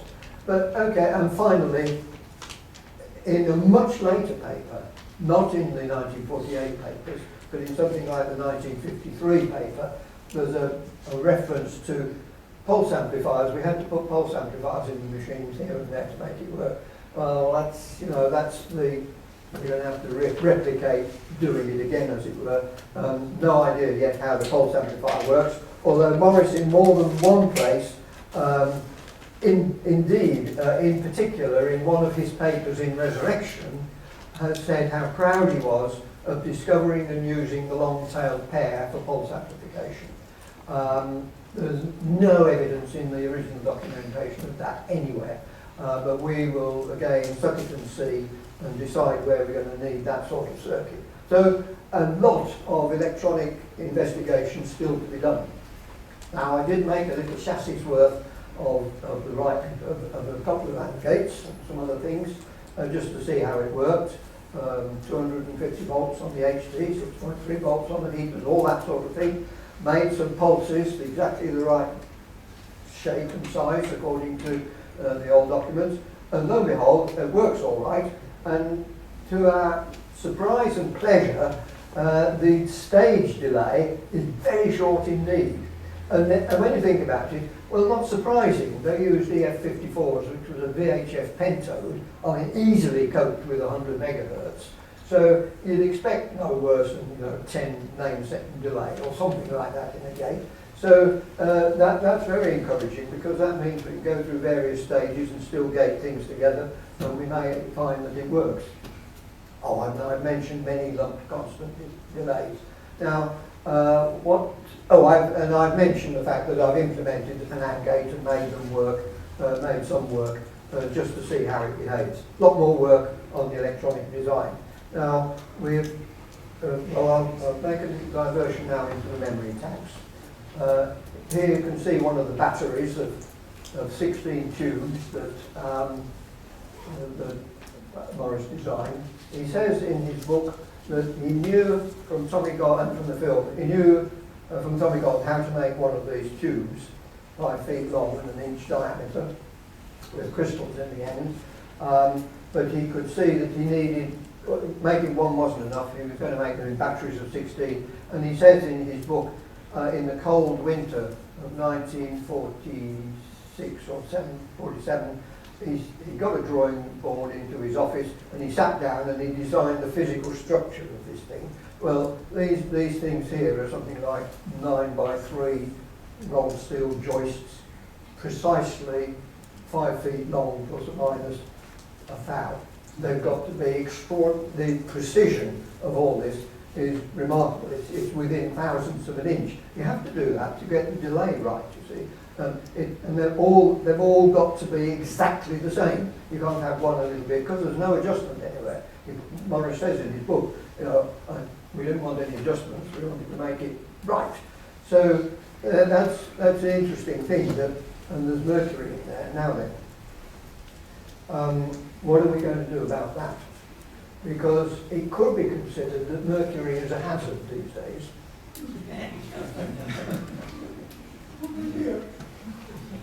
It's also very expensive. I can remember in my early days as an engineer working at Ferranti, and we used to have lunch, and I put it out that what one should do is buy flasks of mercury and keep them as an investment, because they weighed about 70 pounds and you paid about 120 pounds for it. I'm really sorry I never actually did that. Mercury is expensive. So, we'll do the same as we've done on most of our other projects. Certainly on the baby computer, it was very valuable to separate the problem of getting the computer to work from getting a memory to work by having temporary semiconductor stores that we can stick on the computer, and then the guys working on the computer can get it working with a store that they know works, while the other guys working on the electrostatic, the CRT memory, can get that working, and then we bring it all together.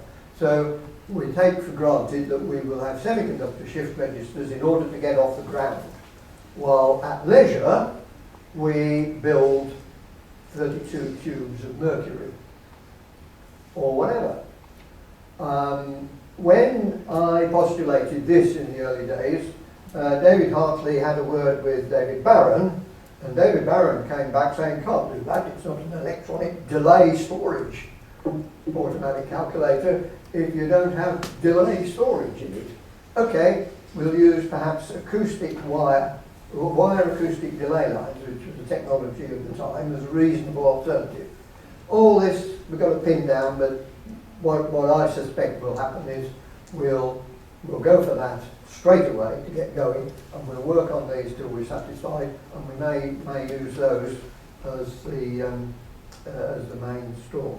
Now, the next bit is where it might go wrong because it didn't work on my laptop. An alternative delay line store will be about these wire acoustic lines. No, it didn't work. it on the Windows Media Player. Oh, sorry, Media. It was number 2. Number 2, that's all.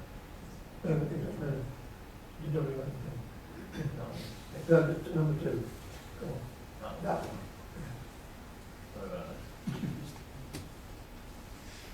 Wonderful. Full screen, please. Here is one of the 2 batteries of delay lines making up the memory of EDSAC. The total of 32 steel tubes in the machine contain altogether 1/3 of a ton of mercury. This might lead to some practical difficulties in the replica, so, as it is a delay storage automatic calculator, as an alternative we consider wire delay lines which flourished in the 1950s. This demonstration shows that the technology is real and useful. Scarrett and Naylor of Ferranti developed a highly successful line. This diagram, taken from their paper, shows the overall principle of a recirculating storm. The delay medium here is nickel, which is magnetostrictive and converts magnetic pulses into longitudinal acoustic waves in the metal. Scarrett found that steel would be better acoustically than nickel, and that torsional waves were much better than longitudinal.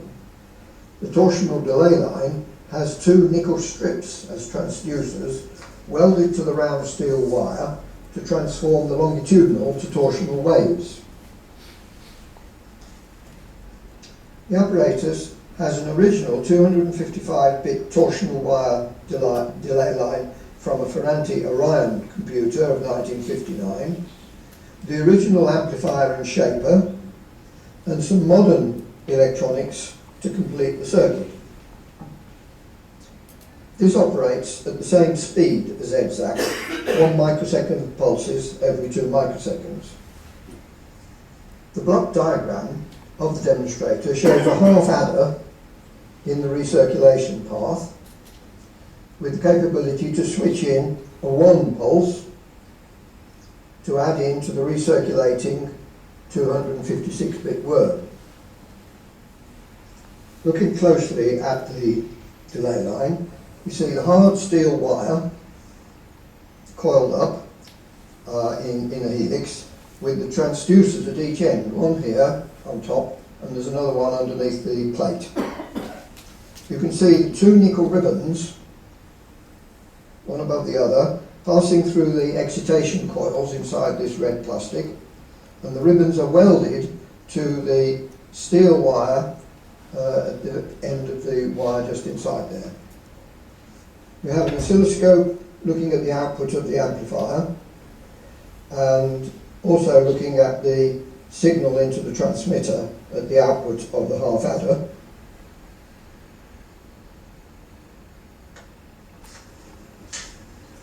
In the first shot, the amplifier output is made 0, so we can see the 1 pulse coming from the half adder on its way into the transmitter.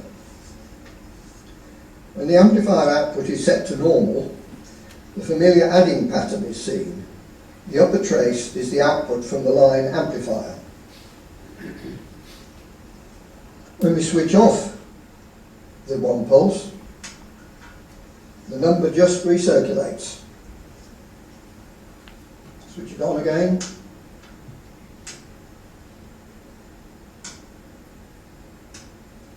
And so on. We will need to relearn the art of welding the ribbon to the steel wire to obtain the correct length of delay, but the technology certainly looks promising. Right, that's the script.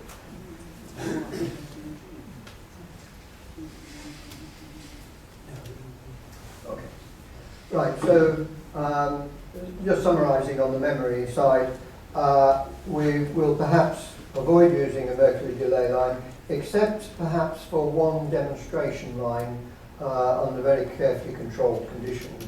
But the thought of making 32 of these things is a bit daunting.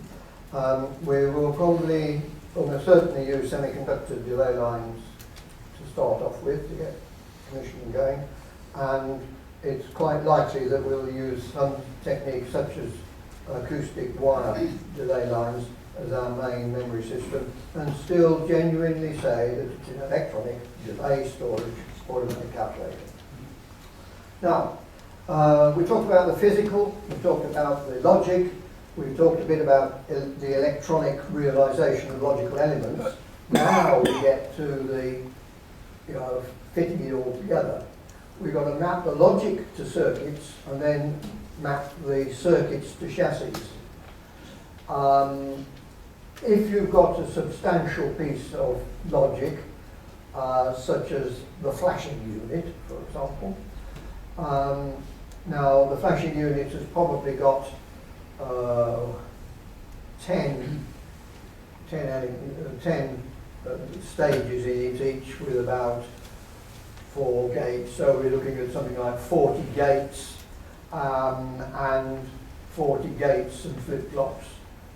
Probably going to use something like 120 valves, and you can get about 25 valves on the chassis. So in round terms, the flashing unit, the logical flashing unit, is likely to use 5 chassis. So our problem is to go through these steps of flashing unit logic, flashing unit electronic circuits, flashing unit electronic circuits distributed over chassis, and then where do you stick them in the racks? Well, this is where we start using the photos to try to guess from on the photo, what does each of those chassis on the photo do?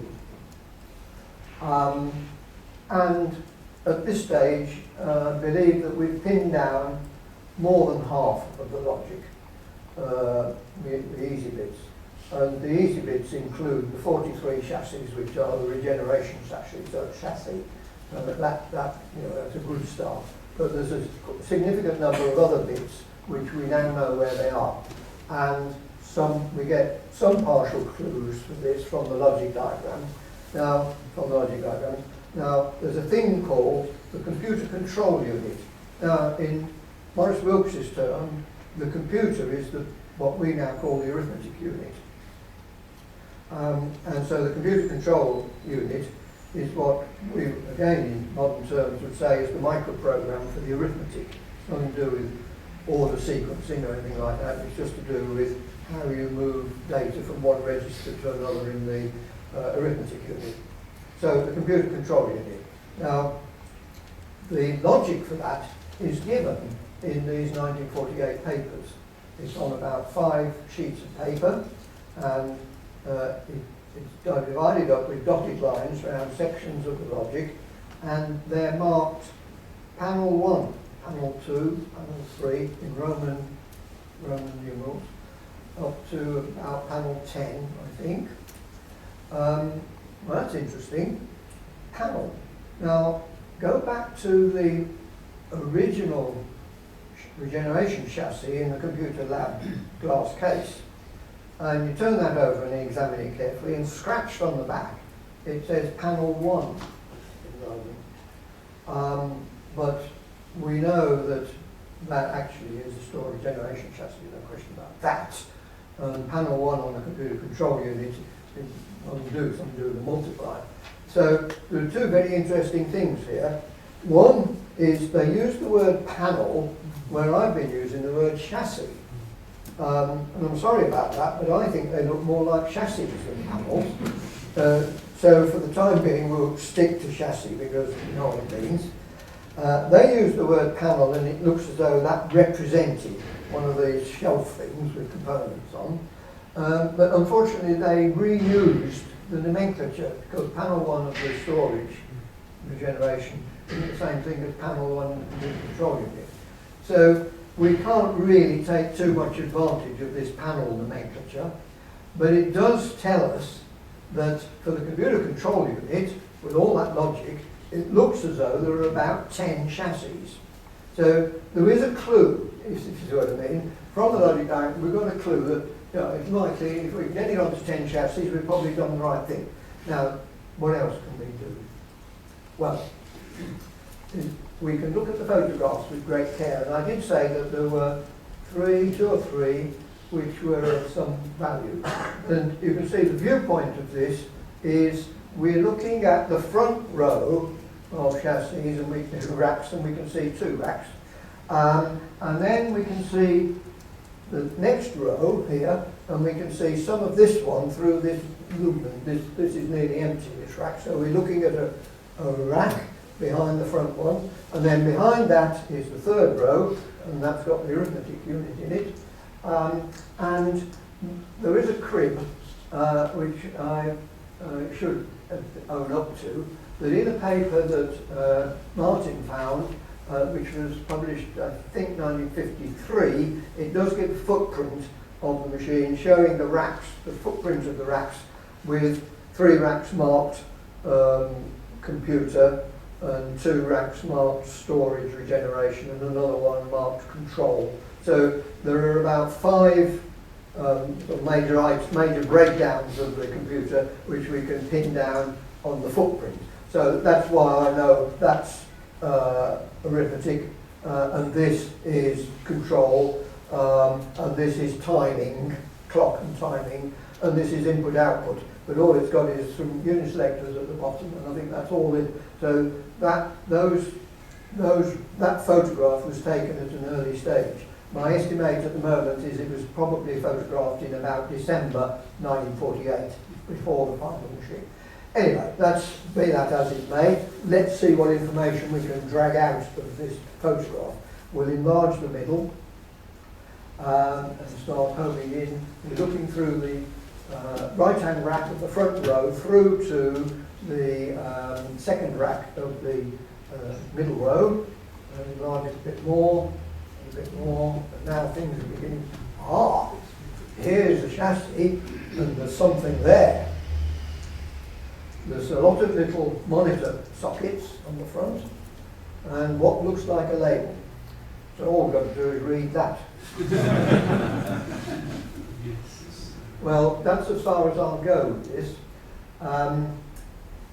I don't suppose anybody can read it, can they? No. If you eyeball the photo with either a high-resolution scan, it's lost a lot of resolution obviously here, or with a jeweler's eyeglass, you know what logical units are in the computer, and therefore you've got a mental crib. You can say, aha, that says coincidence unit. Now that's good because there is a coincidence unit.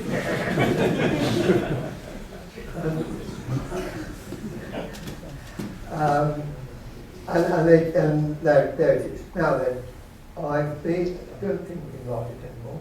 No. Now, I've made a number of inquiries from people who can do image processing, what's the word? Interpretation. And the best bet so far is Andrew has come up with a connection who knows all about, or knows about this sort of problem of trying to take a fuzzy image and try to get some meaning out of it. And it's particularly good if you happen to know the font that was used on the original. Well, we don't know that, but it looks a bit like Arial. And we'll try and pin down all these labels. But I found a lot of labels. Oh, there's one more. Yeah, well, you see now. Come and see.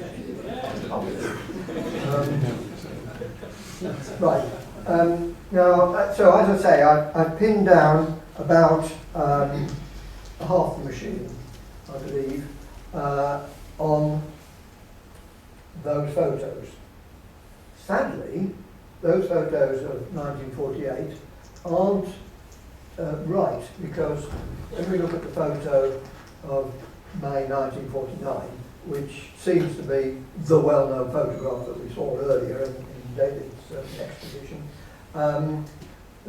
obviously a lot of the chassis have been moved about, new chassis put in there. So that's okay, I'm happy with that. If we can get a rough idea, we can see the pattern of chassis and so on, I think we'll be able to get them right. Now then, back to acquisition of parts. Like it was in 1995 when we were doing the baby computer, many, but not all the valves are still available.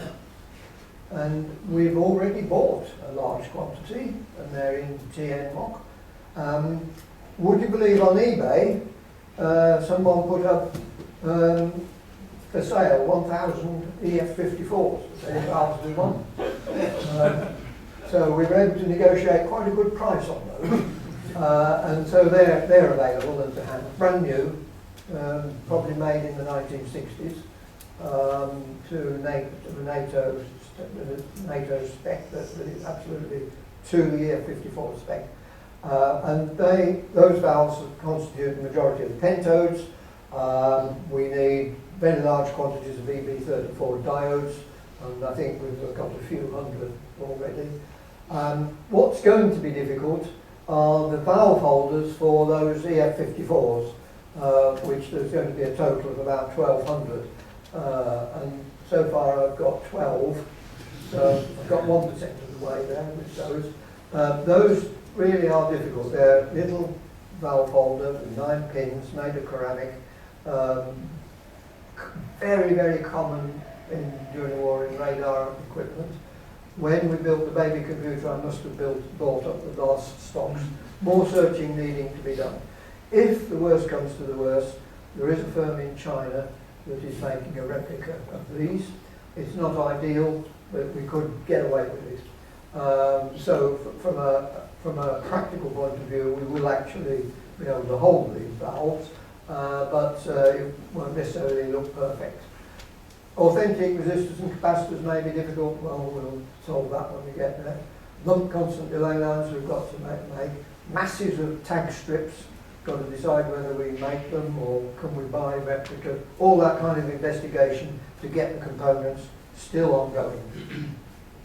Nothing yet has phased us. We will find some solution to these. These are the kind of areas which just not looked at at all. We're going to need a high tension power supply of about 15 to 20 amps at 250 volts.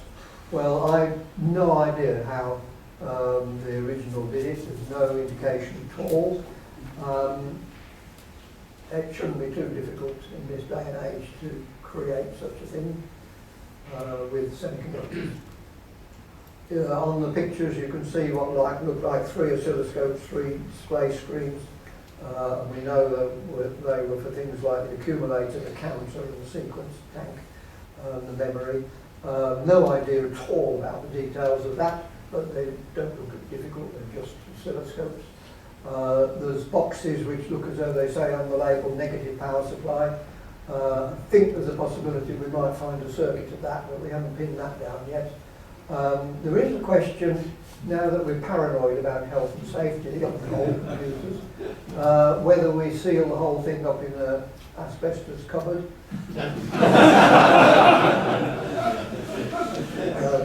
That's a bridge we'll have to cross.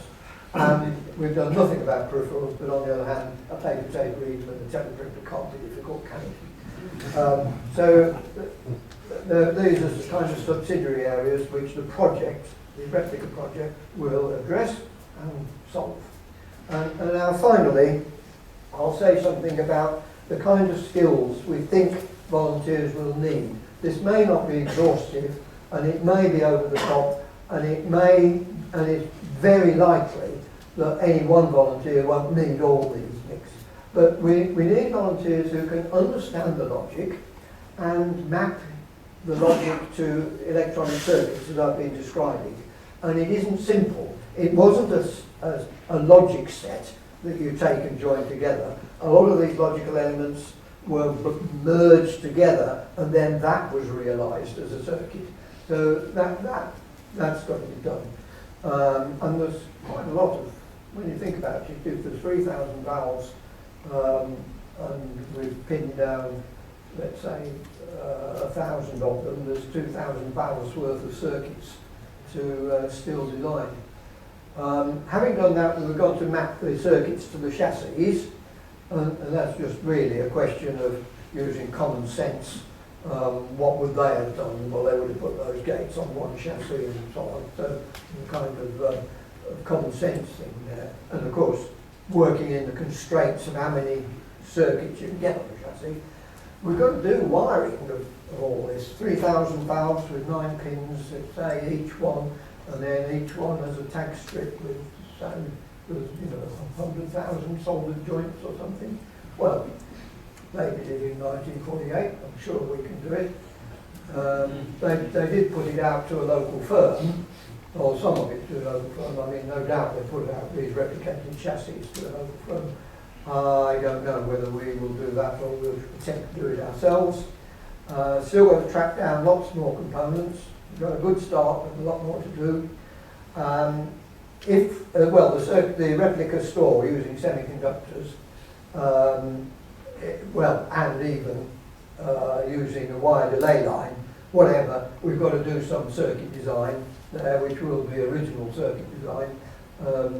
But I don't think there'll be any problem with that for electronic engineer. There will be some need for very delicate manipulative skills, because if you've got to weld these nickel ribbons, which are 25 thou by 5 thou thick, precisely opposite each other on each side of a 26 thou piano wire, that's delicate work. They're spot welded. So we probably have to make a very small spot welder, and then someone with an eyeglass positions it all up and presses it. But so there's some real good engineering work to do on this. Cross between the watchmaker and an engineer needed there. Our preliminary estimates indicated a cost in the region of $250,000. That's cost of parts for building the replica, no cost for the manpower because it's volunteers, and then also the cost of the space, the heating, the infrastructure needed to build the machine over 3 or 4 years. And so far, it's not far off, I think. So where I costed a valve at £5, but we actually got them at £1.50, hooray, we've saved something. But where I costed a valve holder at £2.50 and they're coming out at £12, then it swings around back. So we'll wait and see, but I mean that's something that will be ongoing, updated, but we're not a mile out on it, I think, on the cost. The time it takes to build depends how many volunteers, and how quick they are, and how enthusiastic they are, and so on and so forth. But it should take 3 to 4 years, hopefully nearer 3 than 4, but we'll see.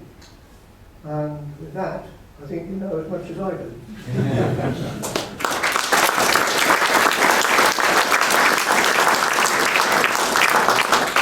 Thank you very much indeed, Chris, for such a fascinating and clear and organised and structured exposition.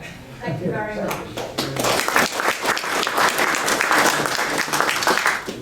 Well, that concludes Well, no, today. hang on. Rachel. Andrew. Oh, sorry, Andrew. So sorry. Can I introduce Andrew? So we'll probably stand up and sit down very quickly to what's going on.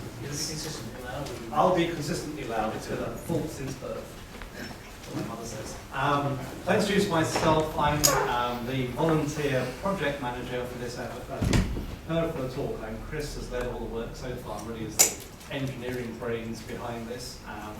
Perhaps say a few words about my background and how I ended up being volunteered by David and Andy Herbert.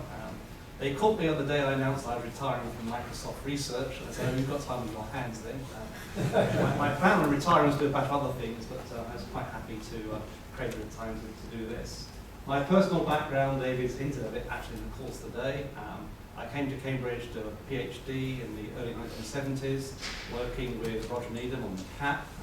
Wilkes and Wheeler have been involved in the hardware of that, so the experienced Wheeler hardware. And so that gives me a certain ability to look at those kind of diagrams and not to be totally frightened by the fact everything is upside down, inside out, and most components do 3 jobs simultaneously. That's the nature of the Cambridge approach to electronics. I stayed at Cambridge. Wilkes didn't succeed in throwing me out. So I stayed as a junior lecturer and worked with Roger on some of the early distributed computing things. I perhaps should say prior to going to Cambridge with my PhD, I did my undergraduate course in computational science at Leeds, where Dave Holdsworth, the privilege of beating programming skills into me, and indeed allowed me to play with IROS 68 on the George operating system on 1900, I guess. Programming languages and compilers were kind of my enthusiasm.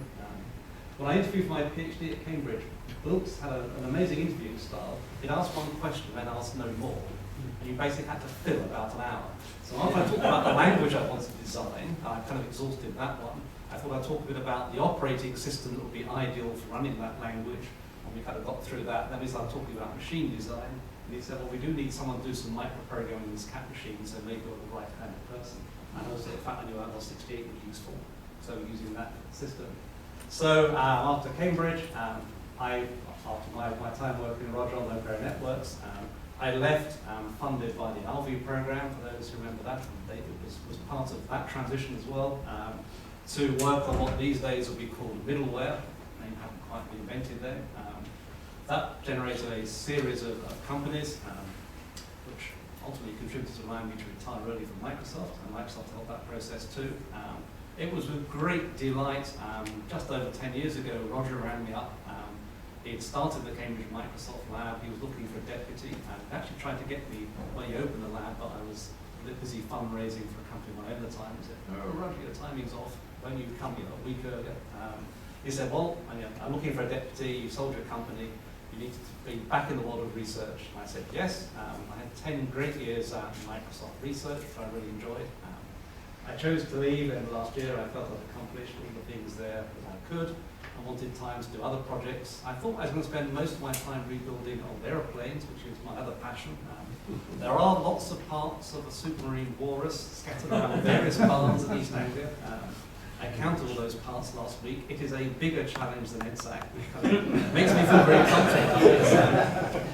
We haven't got the wings, we've got the drawings of the wings of the aircraft that came after the walrus, and we have to get CAA approval. So all this sweating about asbestos doors, and that doesn't compare to persuading the CAA that we are building an aeroplane. Since the walrus never had a role as a civil aeroplane, as far as CAA is concerned, it never existed. Therefore, we're building a brand new aeroplane as if we were Boeing, and we have to go through the same certification processes. Fortunately, since we don't intend to carry fare-paying passengers, we only have to get the experimental license to flight test and demonstrate it. But even so, that's quite a hassle. That, I think, is going to make this a somewhat easier project. I'm looking forward to it. Chris, on his last slide, pulled out some areas where we really could use volunteers. Certainly, people who think they could help Chris with mapping logic to electronic circuits, who are comfortable with designing with valves and so forth. Such people seem to be extremely rare. If there are any in the room and they've got time on their hands, please come and talk to us. As we start to get through the fundraising, which my colleague Jack Lang is looking after, and we start mapping out the physical construction based on all the great research preparation that Chris has done, we will be looking to assemble a volunteer team. We're working in partnership with the National Museum to facilitate that, and certainly folks who want to get involved will be extremely pleased to start building a team. That's really where I come into the picture. Obviously, this is all starting to pick up, and we'd hope to be getting started on constructional things probably by late spring. I think we'll have enough to be getting on with by then. So that's me, that's my role. So far, all the work is really done by Chris, who deserves a lot of congratulations for the point he's got the project to, where it can be handed over to an amateur like me to drive forward as a project for execution. Thank you very much.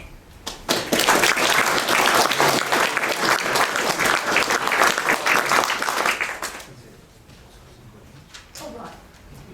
Are there any questions for Chris or Andrew? Sorry, I'll just make an observation rather than a question. You were talking about the size of the racks. In one of the very early meetings of the CCS held in the lecture theatre downstairs, we have a videotape of Maurice Wilkes saying that he never worked for the post office and he never worked for TRE, so he had no intention of building it in standard racks. And that tradition continued right through to the cat machine, which is about as non-standard as it could be. Yes. I'd very much like to get access to some of those. There are two versions of it. There's a raw version and an edited CCS promo version that Tony and I edited on an old tape-to-tape desk, and I have no idea where they are. They're probably in a box in the Science Museum over there. While I'm coming over, David, it reminds me, in the film, which I must show you, Chris, Maurice has asked a question about the power requirements and describes it as 250 volts at 30 amps. And one of the pictures that we've seen before was a variac on the top. There's a 10 amp supply which they thought was inadequate, but described as wholly inadequate. But 30 amps eventually. David. Nobody has yet said where is the floor that this is going to stand on.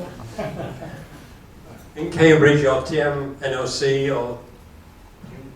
It's going to be built at TNOC in the museum in full view of the public.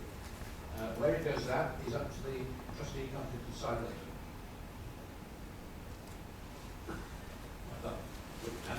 That's answered that I don't know it is. I mean, there are certain obvious places. To my mind, at the moment, there's no obvious place in Cambridge. The pity. Cambridge has no museum or whatever. But who knows? 3 or 4 years down the line, we know what would be. And there's this place too. Sorry, I've got several questions. Are the chassis all mechanically the same? They're folded and they're the same dimension, but the punchings are all different. Oh, the punchings are different. But these days that's trivial with the laser cuts. I understand that the original Leo computers were derived from the EDSAC. Are there any clues there, or had it been changed too much at that point?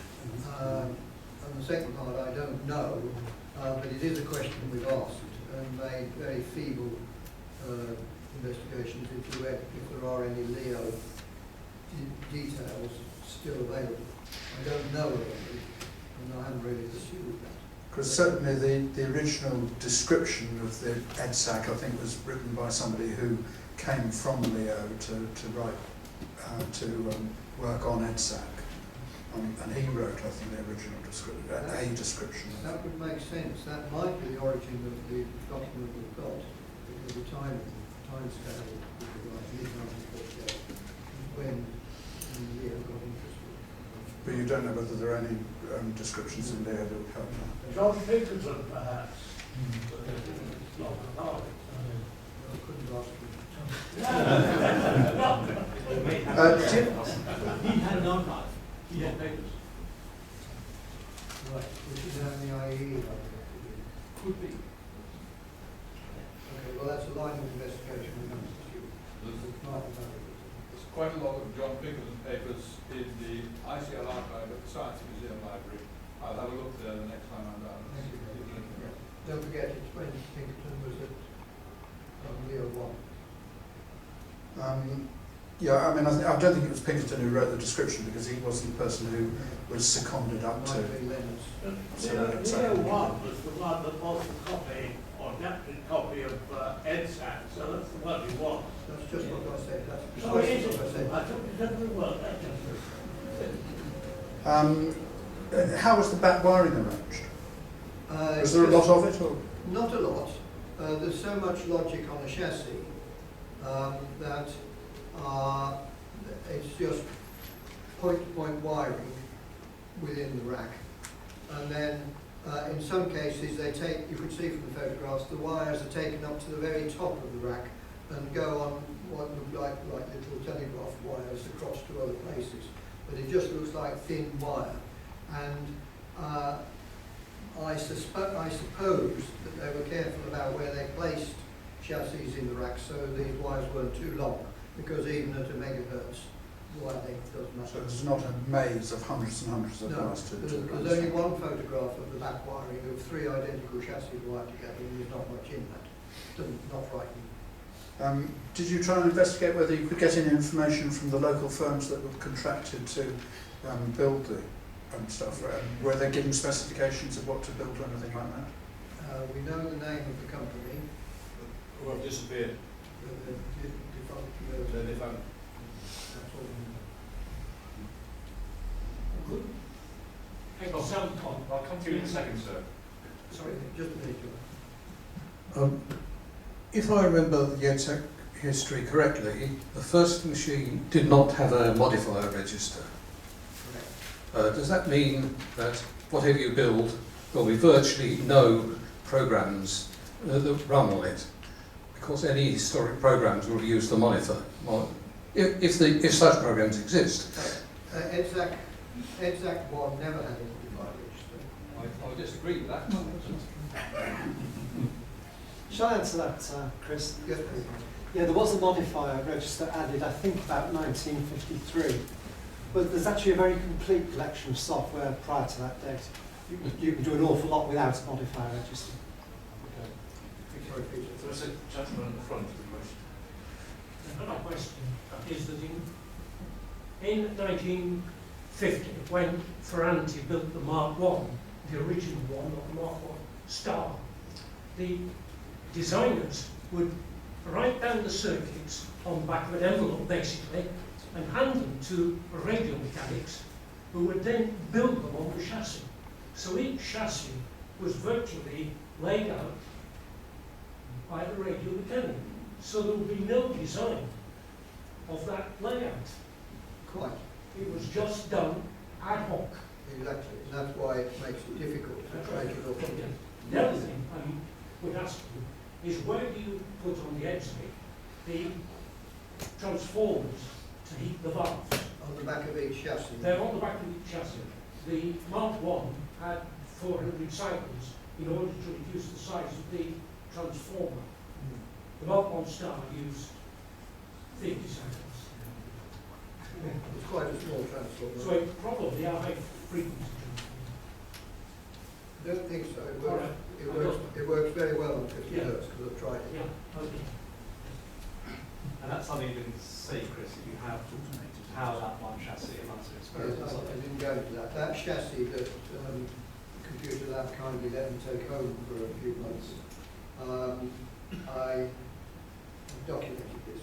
I very tentatively powered it up with just a few valves in a very slow and careful way, watching for smoke.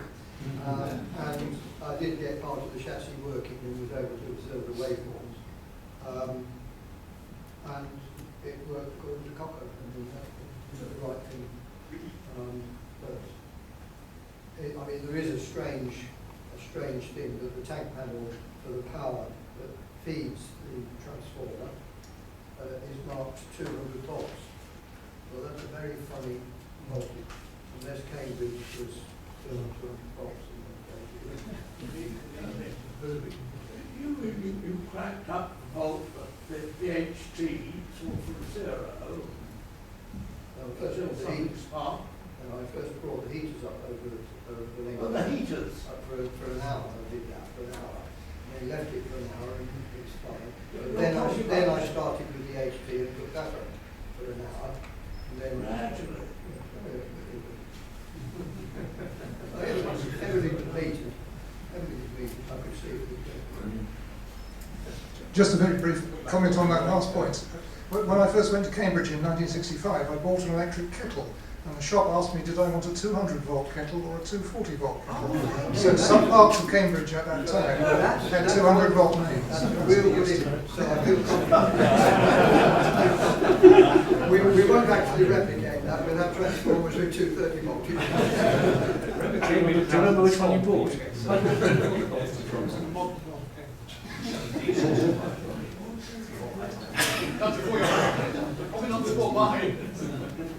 I think time's pressing on, isn't it?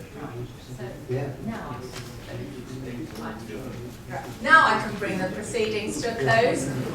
So what I do want to tell you is to be sure to come to the next event, which is on Thursday, the 17th of November at 2:30. And this is a talk about the emergence of computer science, about early computing in France by Pierre Mounier-Carl. So I look forward very much to that and to seeing you then. And thank you for coming and see you then. Will you be in English? Yes. Actually, I have no idea, but I'm saying yes very firmly. Automatically translated.